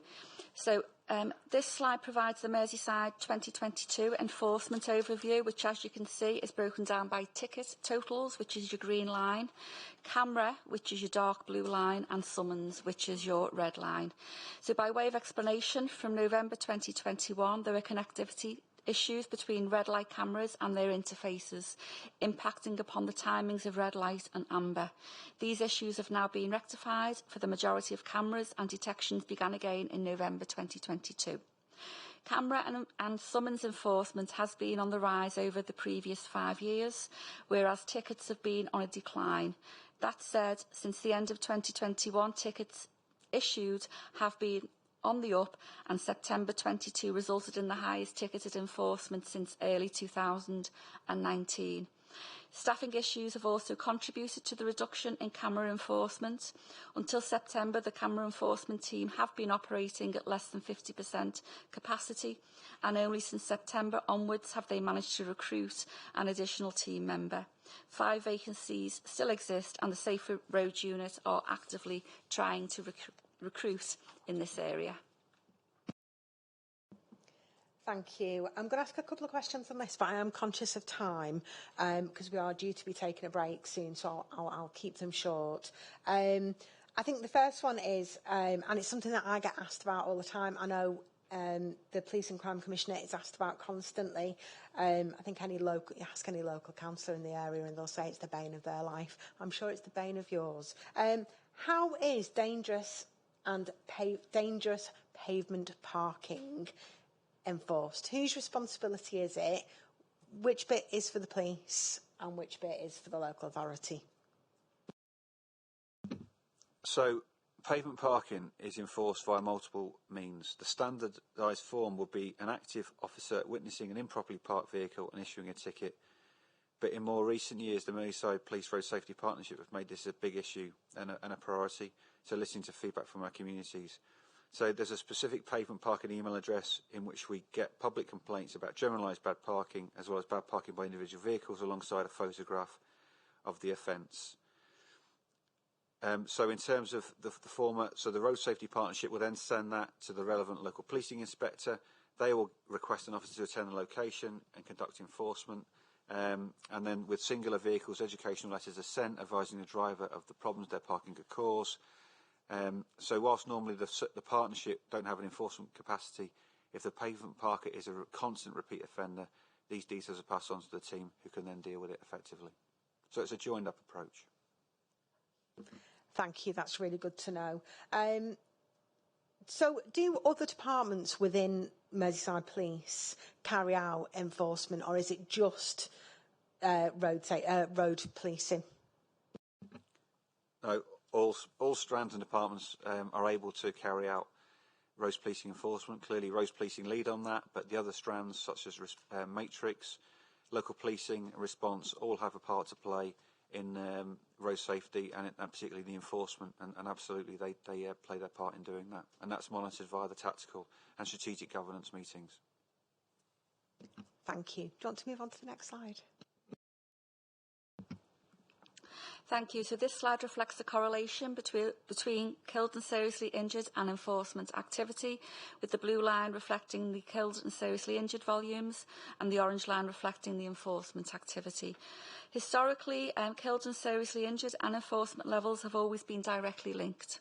As one goes up, the other comes down, creating a fishtail effect. In more recent years, this discernible link has faded and become more sporadic.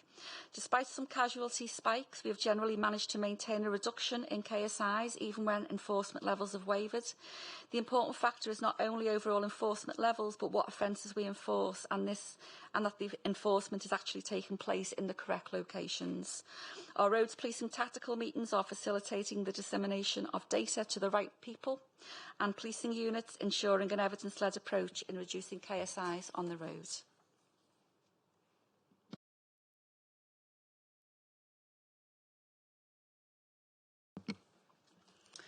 So this slide provides the operational Brookdale position across the force. So for clarity, Operation Brookdale is the force response to dealing with the antisocial behaviour caused by scrambler bikes.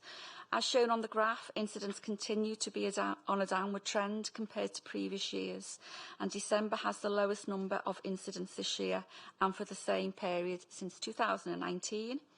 This slide represents a good news story in terms of reductions right across most areas.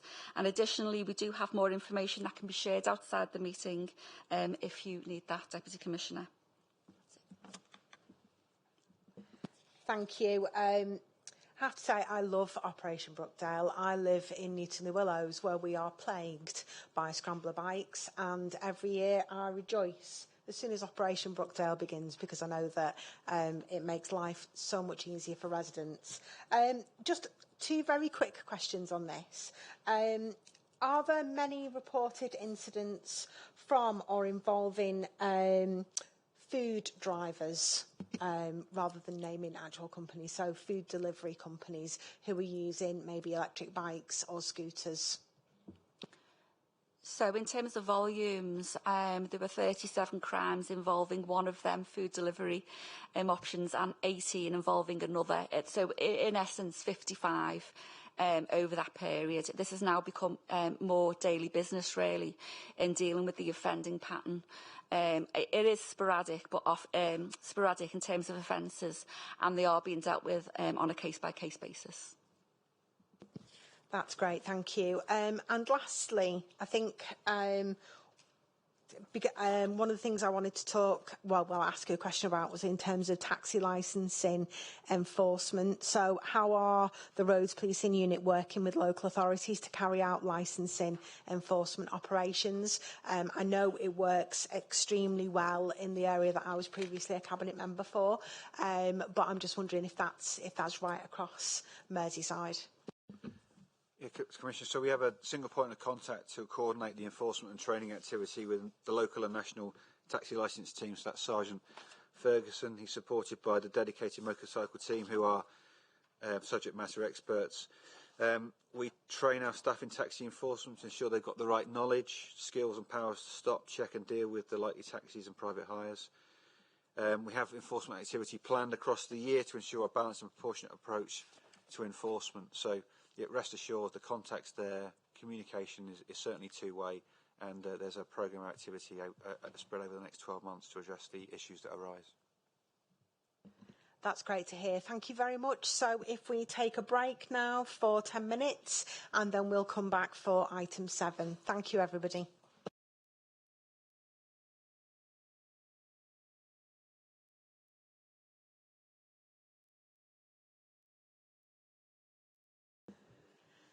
Thanks, everyone. Hope you're feeling a bit more refreshed and ready for the second part of the session. So we'll start on item 7, which is the specified information order.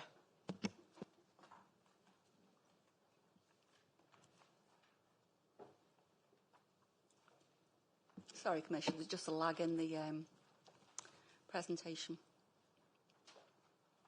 I'll make a start. Hopefully it'll catch. Oh, thank you.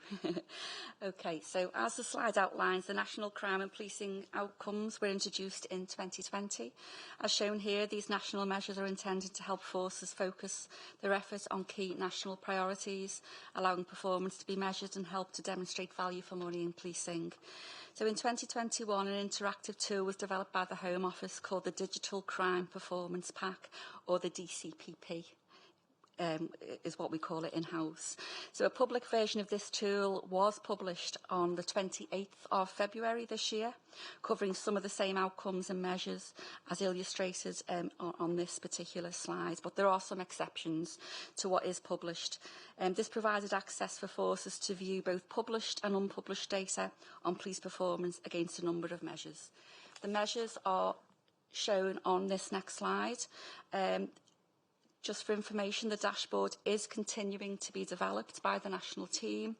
Data sets are updated on a monthly basis, and the DCCP also contains contextual data using data sources such as NOMIS or the Office for National Statistics information.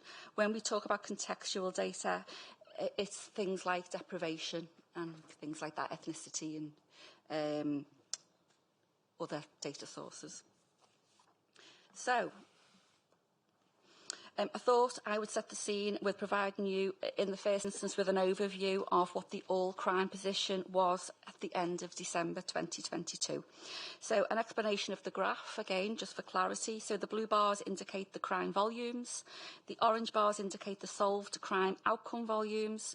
Both bars show volumes as represented by the figures to the left of the axis, and the grey line indicates the solved outcome rate, with this rate represented as a percentage as shown to the axis to the far right of that graph.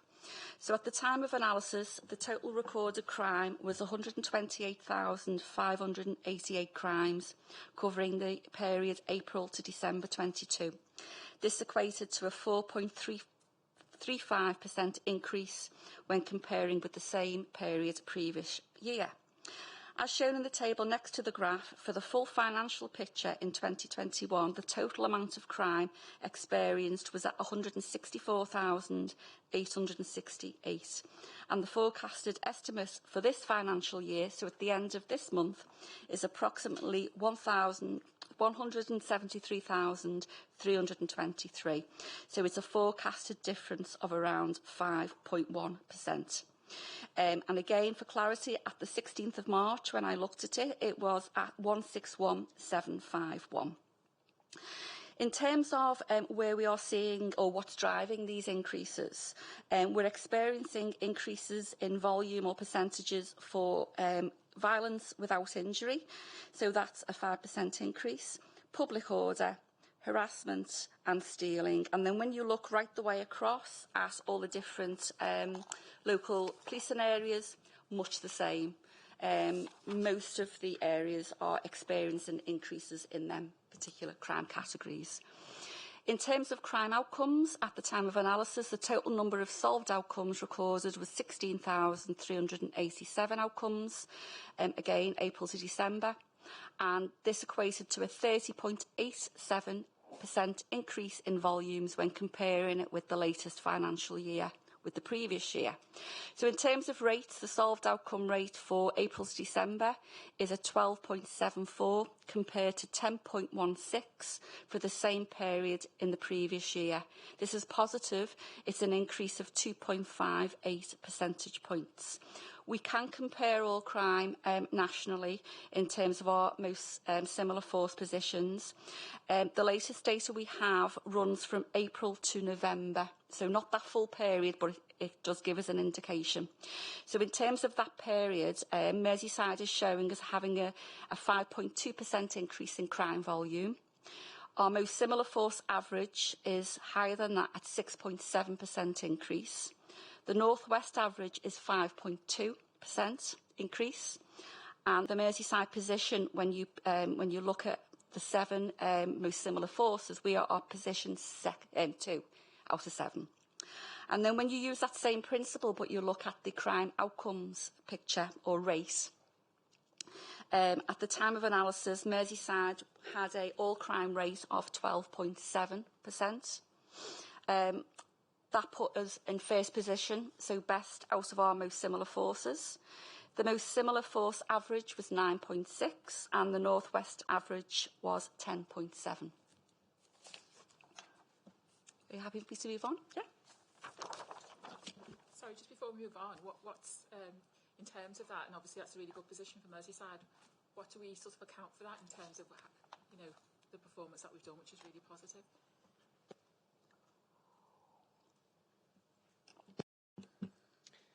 I mean, it is a really positive picture. Certainly, you know, when you talk about the solved outcome rate, and you look across the range of different crime types, and we've seen increases in our positive outcome rate across that whole range, whether it be that burglary, rape, domestic abuse. Some greater percentage increase than others, so we know, and we'll continue with that continuous improvement as we go into next year.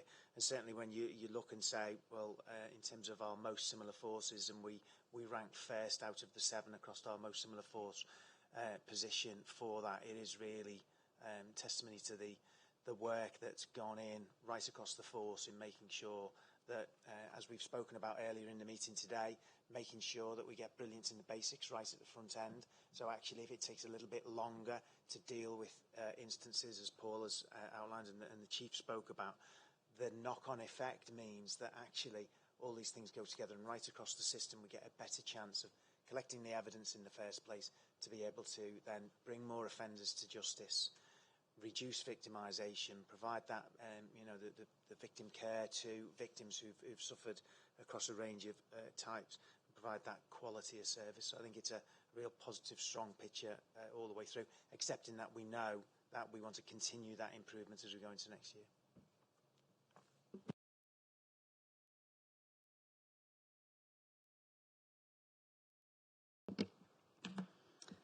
Thank you.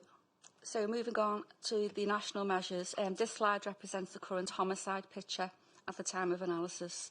This slide reflects the crime picture in relation to homicide, together with whether this was a knife or firearm-enabled crime, and whether this was domestic related or not. So at the time of preparing these slides, there had been 23 homicides so far during that year, April to December, which is an increase on the 3 previous financial years. 6 of these homicides had been linked to organised crime, 5 had been firearms enabled and 6 had been knife enabled. One of the homicides involved a 9-year-old female who was shot in her own home, of which this homicide received national media coverage. Another involved the fatal shooting of a female who was out celebrating with friends on Christmas Eve in Wallasey, also attracting national media coverage. Thank you. Just as a quick question, can you outline the strategy that's been implemented to tackle homicides, just briefly? And is there anything to add to the discussions that we've had at previous meetings on this with, or that you've had with Emily, the Police and Crime Commissioner? I suppose briefly touching on that, fortunately, instances of homicide are relatively rare, except in that we've had an increase in the numbers this year. We very much work following the National Homicide Reduction Framework, which policing nationally has recently relaunched and revitalised. We were recently inspected under a thematic inspection by HMIC FRS, again as one of 7 forces as part of that national review, an inspection looking at homicide prevention. We don't just look, obviously, at the individual homicides.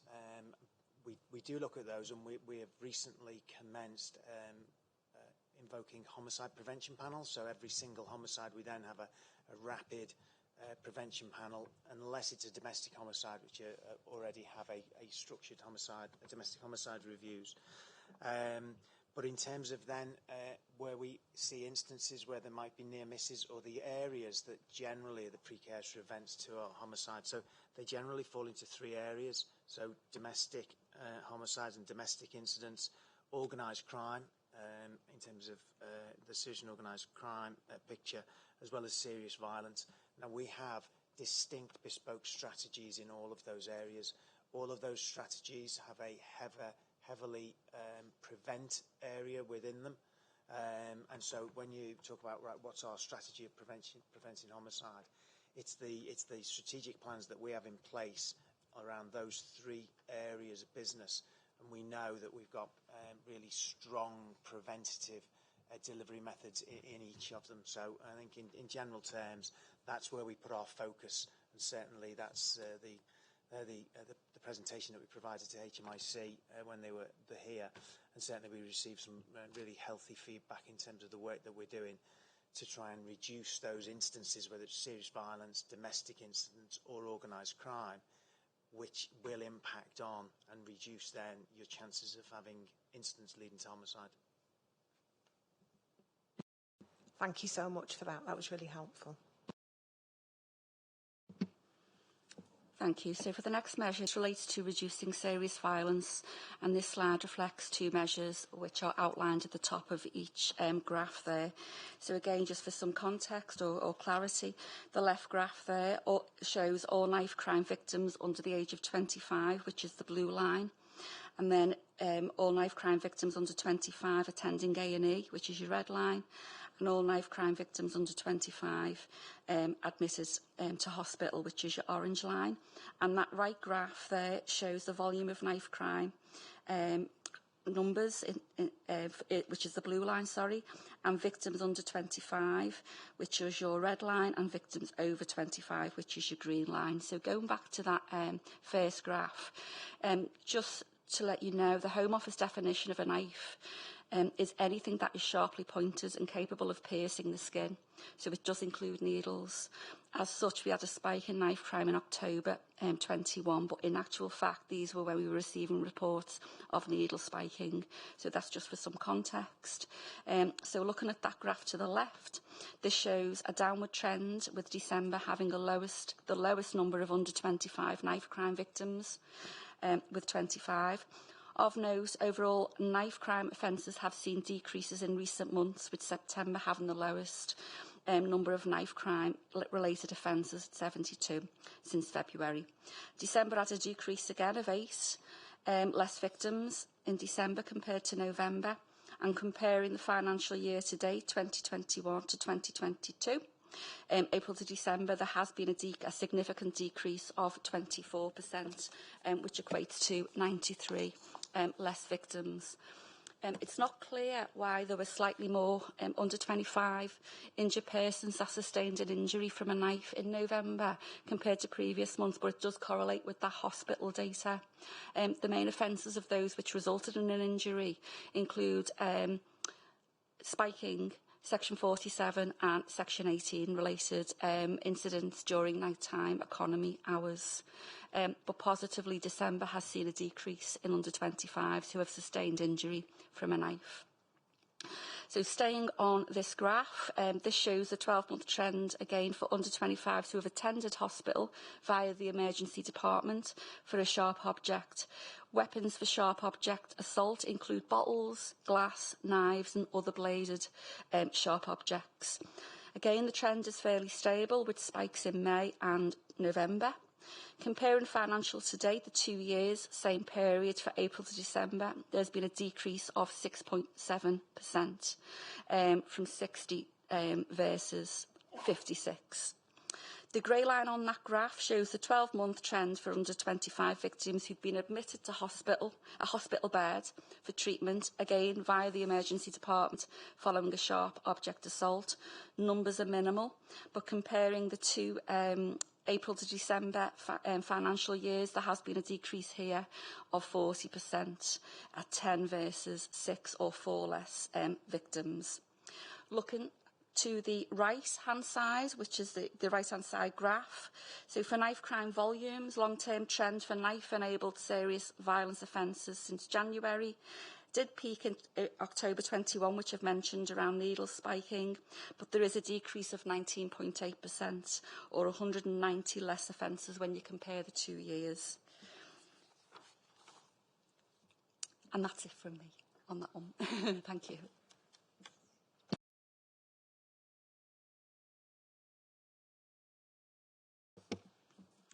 Okay, so this slide provides a breakdown of firearms discharges over the past few years.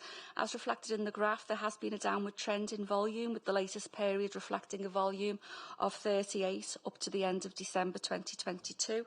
In terms of the type of discharge, the slide also shows the volume of discharges categorised as damage or discharge only, which is your yellow dotted line, injury discharge, which is your grey dotted line, and fatal discharges, which is your red dotted line.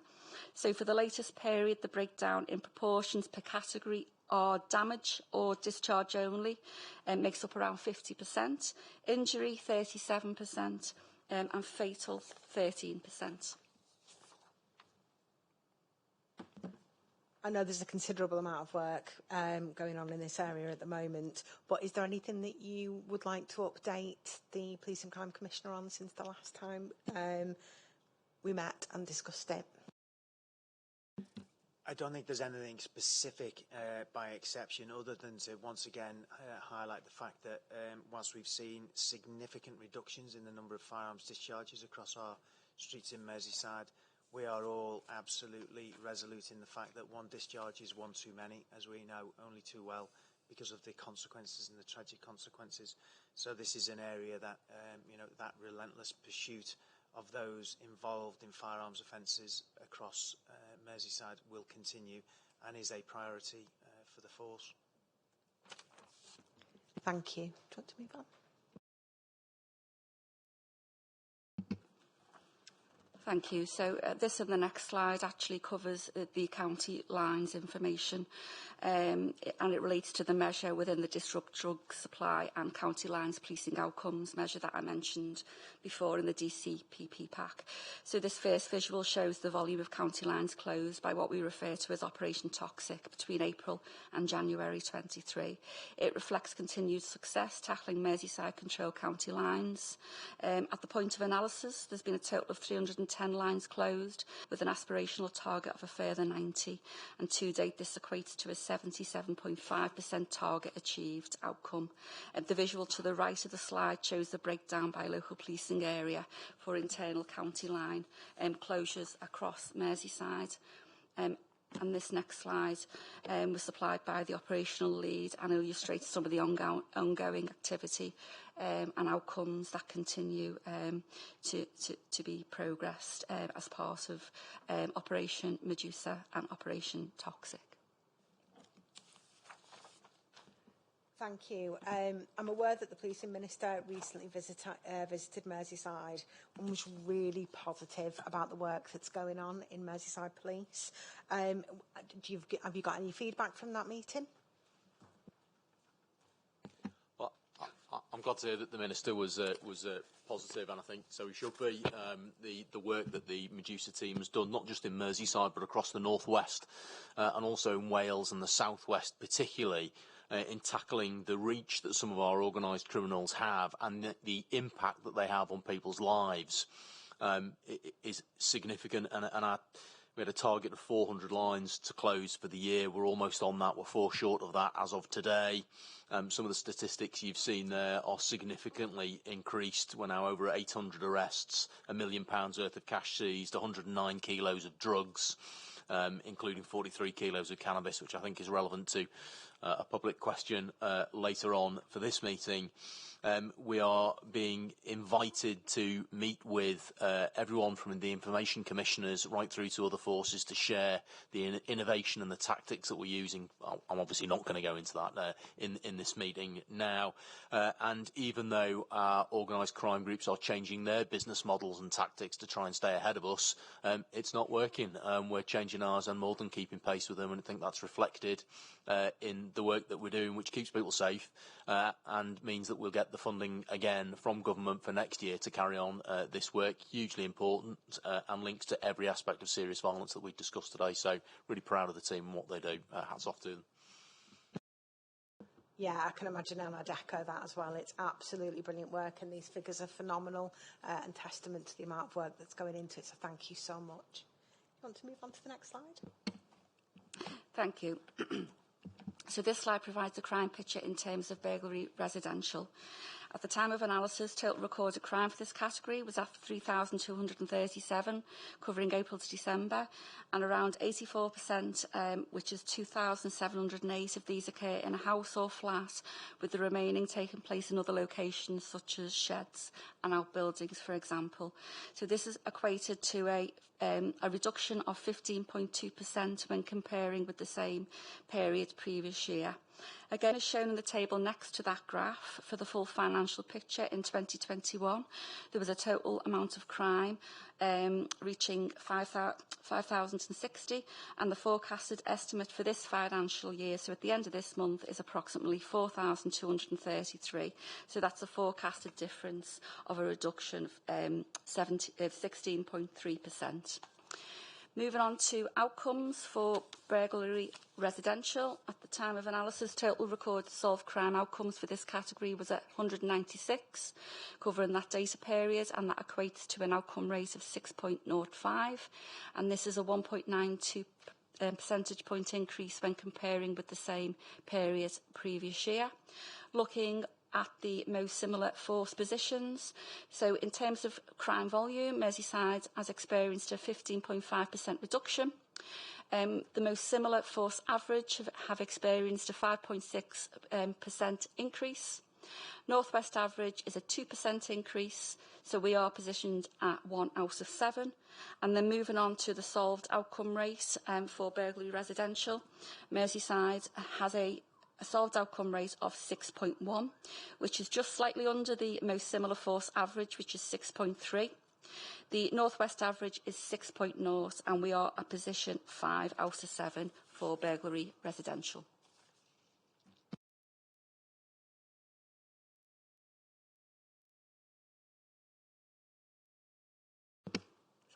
Moving on to robbery. So at the time of analysis, total recorded crime for robbery was at 903. Again, that's April to December.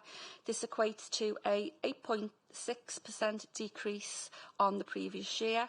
And in terms of forecasting, in 2021, we experienced 1,308 crimes of this nature. The forecast is a 9.1% reduction at 1,187. Moving on to outcomes. For this particular period, there were 91 outcomes, giving us an outcome rate of 10.08, and that's a 5.22 percentage point increase when comparing outcomes with the previous year. And again, most similar force position for this crime type. Merseyside, in terms of crime volumes, has experienced a 3.5% reduction. The most similar force have experienced a 6.7% increase. North West average is a 12% increase, and we sit at position 2 out of 7. And then moving on to the solved outcome rate for all robbery. Again, this is only up to November. Merseyside sit at 10.3 solved rate, just under the most similar force average, which is 10.6. We are above the North West average, which is 9.6, and we sit at position 5 out of 7. Okay, personal robbery. So at the time of analysis, again, 815 crimes reported for the April to December 22. This equates to a 6% decrease for the same period previous year. And then when you look at solved outcomes, we've recorded 61 solved outcomes, which is a 7.48 solved outcome rate. And that is a nearly a 4 percentage point increase when comparing with the previous year.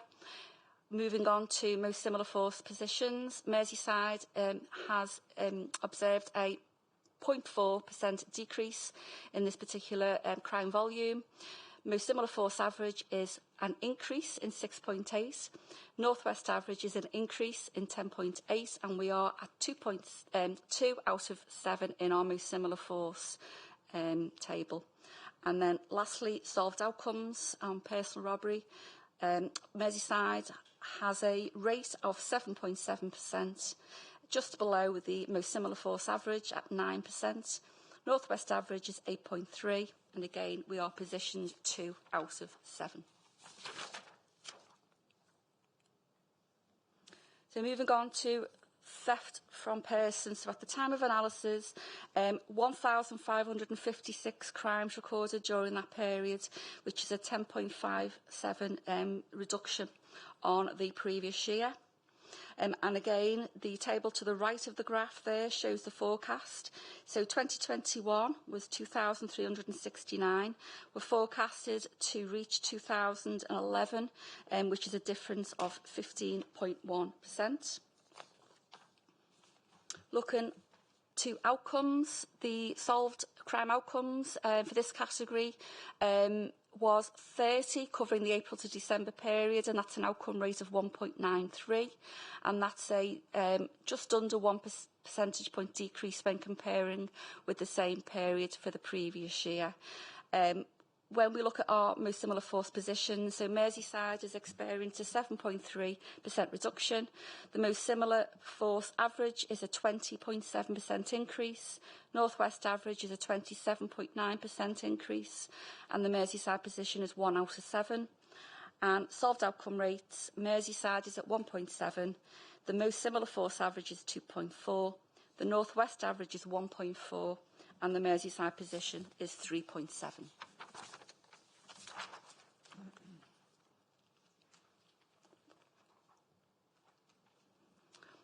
Okay, so this slide provides the crime picture in terms of theft of and unauthorised taking of motor vehicle, or UTMV, as we commonly refer to it as.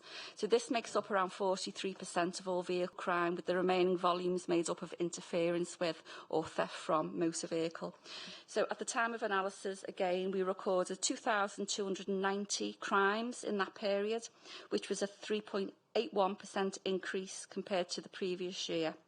In terms of forecasting, in 2021, we sat at 2,987, and the forecasted estimate is approximately 3,119, so that's an increase of 4%. Moving on to outcomes, the current outcome rate at the time of analysis was 5.68, and this was a 0.6% decrease when compared with the same period previous year. And again, most similar force positions. Merseyside have experienced a 2.1% increase in this crime type. MSF average, or most similar force average, is an increase of 17.7%. The North West average is 15.2% increase, and Merseyside sit at position 2. And solved outcome rate, Merseyside is a 4.1% up to November. The most similar force average is 3%. The North West average is 2.5%, and we sit at position 2 out of 7. Happy to move on. Okay, so this slide provides the overall picture in relation to user insight and our domestic abuse victim survey results, and it covers April 22 to November 22. So as reflected here, we do have a small response rate in relation to our survey. However, we are able to use the themes identified in the feedback we received to improve or enhance our business process and our service to victims. So for the period shown, we are able to identify the feedback we received from victims who had disengaged at any point during the investigation and received what we refer to as an outcome 16, which is where the victim declines, withdraws support, and there is a named suspect identified. And then separate to this, where any other outcome is applied, and this gives us an opportunity to see if there are any differences in themes across the differing outcomes. So for the period shown, the whole experience percentage satisfied sits at 95.4% for outcome 16 cases, where we received 108 responses in total for that period. And the other outcome category sits at 64%, where we received 25 responses for the period. The overarching satisfaction rate, therefore, sits at 89.5. So comparing findings to the same period in 2021, we've experienced a 3.3 percentage point increase in satisfaction for outcome 16 related cases, and a decrease in satisfaction for other outcome related cases, but it is based on small numbers, and an overall small reduction in overall satisfaction from 91% to 89%.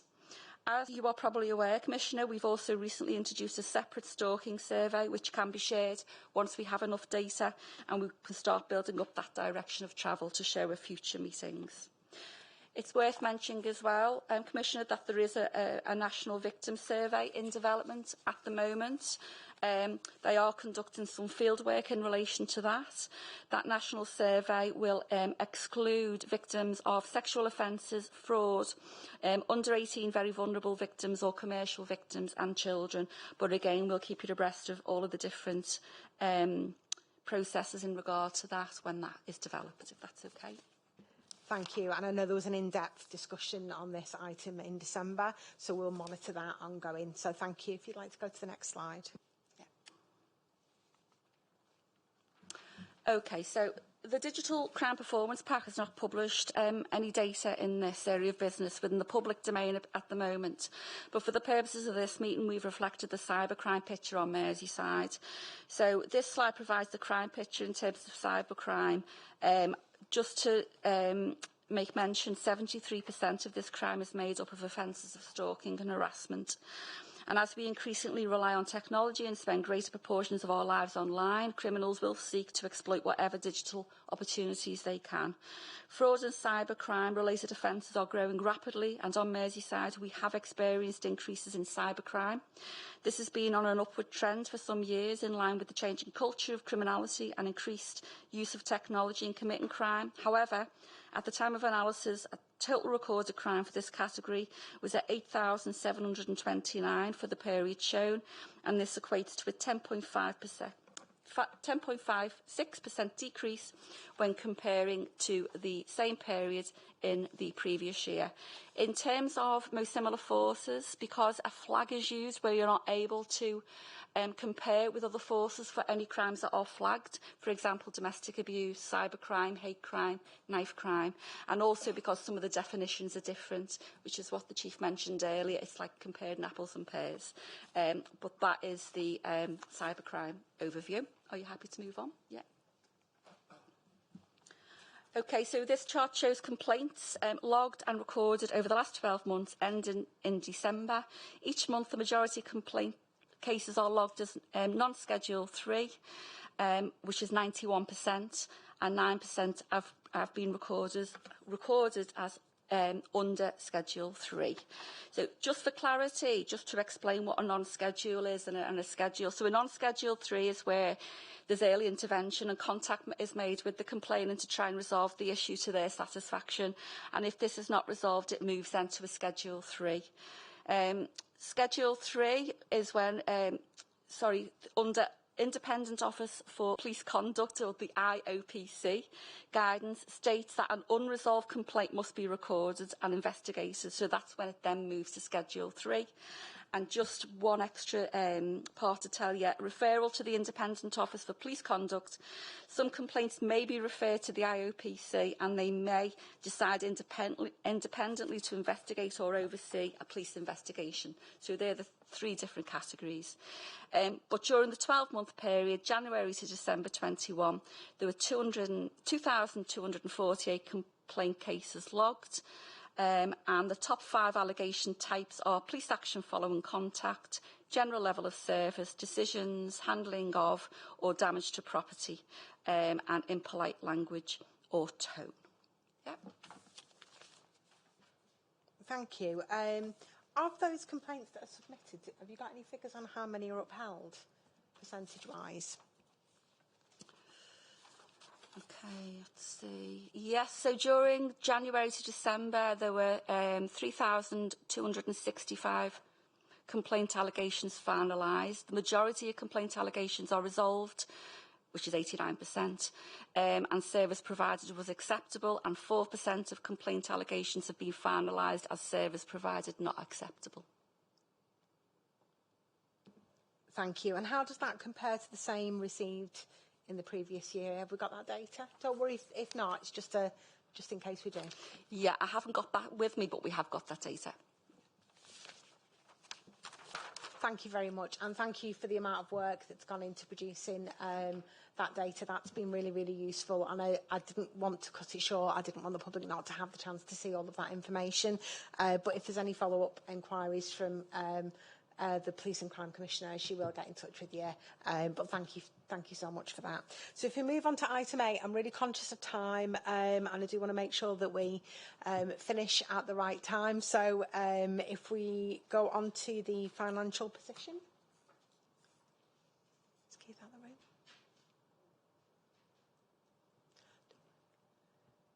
Keith's just had to leave because we've got the power's gone off at HQ, so he's just gone out to see what's happened. So in terms of, no problem at all. We can submit those and we'll email them over. That's no problem at all. okay, thanks, Deputy Commissioner. It's probably actually he's saved my bacon because we're running over time, so he's probably done me a favour. So if we move on to our item 9, which is public questions. We'll submit some of these separately because we're not going to have time for them all, but I will ask a couple if that's okay. So the first was that the comment that we received was that it was really excellent to see 5 officers in West Kirby visiting licensed premises with council licensing personnel. Local hospitality venues should be supported, and this was a great event. Can more events like this be scheduled? Simply, yes, they can. We continue to maintain and where possible, enhance our neighbourhood policing teams, including those on the Wirral. Hoylake and West Kirby are covered by the dedicated neighbourhood policing team, and it was them who were working with licensing officers from the local authority to do that. They will continue to deliver proactive operations supporting the community, be it commercial or residential, focused and based on risk. So that was particular to the risk that was pertinent at the time. They'll continue to do that, and we will continue to maintain our presence on the Wirral and our neighbourhood policing teams, and where possible, we'll increase them through Operation Uplift. Thank you so much. The second one was, what emphasis is being provided to ensure that Class B drugs, either used at home or whilst driving, is a crime that should be taken more seriously? And in a case where both drugs and ASB are deemed to be happening, what steps are Merseyside Police taking to discuss this with social housing companies? So I know this is quite a multifaceted question. Yeah, thanks. I'll refer back to, in part, to our sort of County Lines Operation Medusa response earlier on. If you look at drug crimes, and particularly Cat B drug crimes, we had nearly 8,000 drug crimes solved this year. That puts us as first in our most similar group nationally. So, you know, compared to our similar forces nationally, shows you how seriously we take this. In terms of stopping drug use on the street, we've increased our stop search looking for drugs by 14% over the last year, whilst at the same time maintaining our find rates, so they haven't dropped in any way despite that increase in stop and search.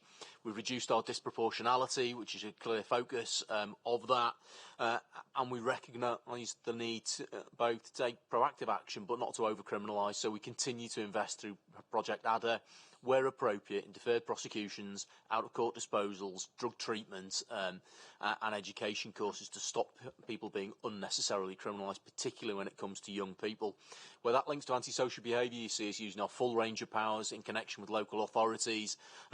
There have been myriad examples of where we're closing down houses that are responsible for drug use and antisocial behaviour. We're using things like dispersal notices and orders where that is appropriate for us to do so. We are absolutely committed to tackling drug use in all its forms, both Class A and Class B. And when you look at the stats from County Lines, about 40% of our seizures have been cannabis, not just heroin and cocaine. That's 43 kilos of cannabis just in the County Lines this year. So incredibly seriously, we continue our approach to it, and you can see how we're enhancing our proactivity in respect of drugs. Thank you very much. So we've had a question around pop-up police stations and whether these could be introduced at Hoylake and West Kirby. The resident who sent in the question said that they both need locally dedicated neighbourhood officers that work locally rather than centrally. Well, again, we sort of refer back to earlier answer in some ways. You know, we have our locally based and focused neighbourhood teams. Not every community has a police station where people parade out of it, but those officers are dedicated to and focused on those communities, and we don't move them around unless we absolutely have to. So they are maintained in place. The strategy around community police stations obviously is not necessarily ours, but we do invest also in mobile police stations, and where appropriate we'll use mobile police stations to enhance our presence in communities at times of greatest need and where it's most appropriate to do so. But as I said earlier, we're absolutely committed to maintaining and where possible enhancing our presence in communities and our dedicated neighbourhood policing teams. And we actually got commended in the HMIC FRS inspection report last year for the fact that we don't. It is a rarity for us to move our local policing officers away from their local policing duties to backfill elsewhere. So that did come up in our HMIC inspection report. The other bit is that whilst the officers also do conduct surgeries actually in the local community across Merseyside, so that might be a local supermarket or a local community hub, so that whilst they're doing that, they are visible in the communities as well. Thank you. There are a couple of other questions, but we'll send those through so we can get a response for the residents who've sent them in, just because I'm conscious, again, of time and bringing us to a close. So if we move to item 10, do we have any other notified business? No? OK. So item 11 is the date of the next meeting, which is Monday the 19th of June, 10:30 till 1:30. Is that agreed by everybody? OK, lovely. That's fantastic. Thank you so much for your attendance, and thank you for being so kind at my very first meeting chairing this. I really appreciate it. Nice to see you all.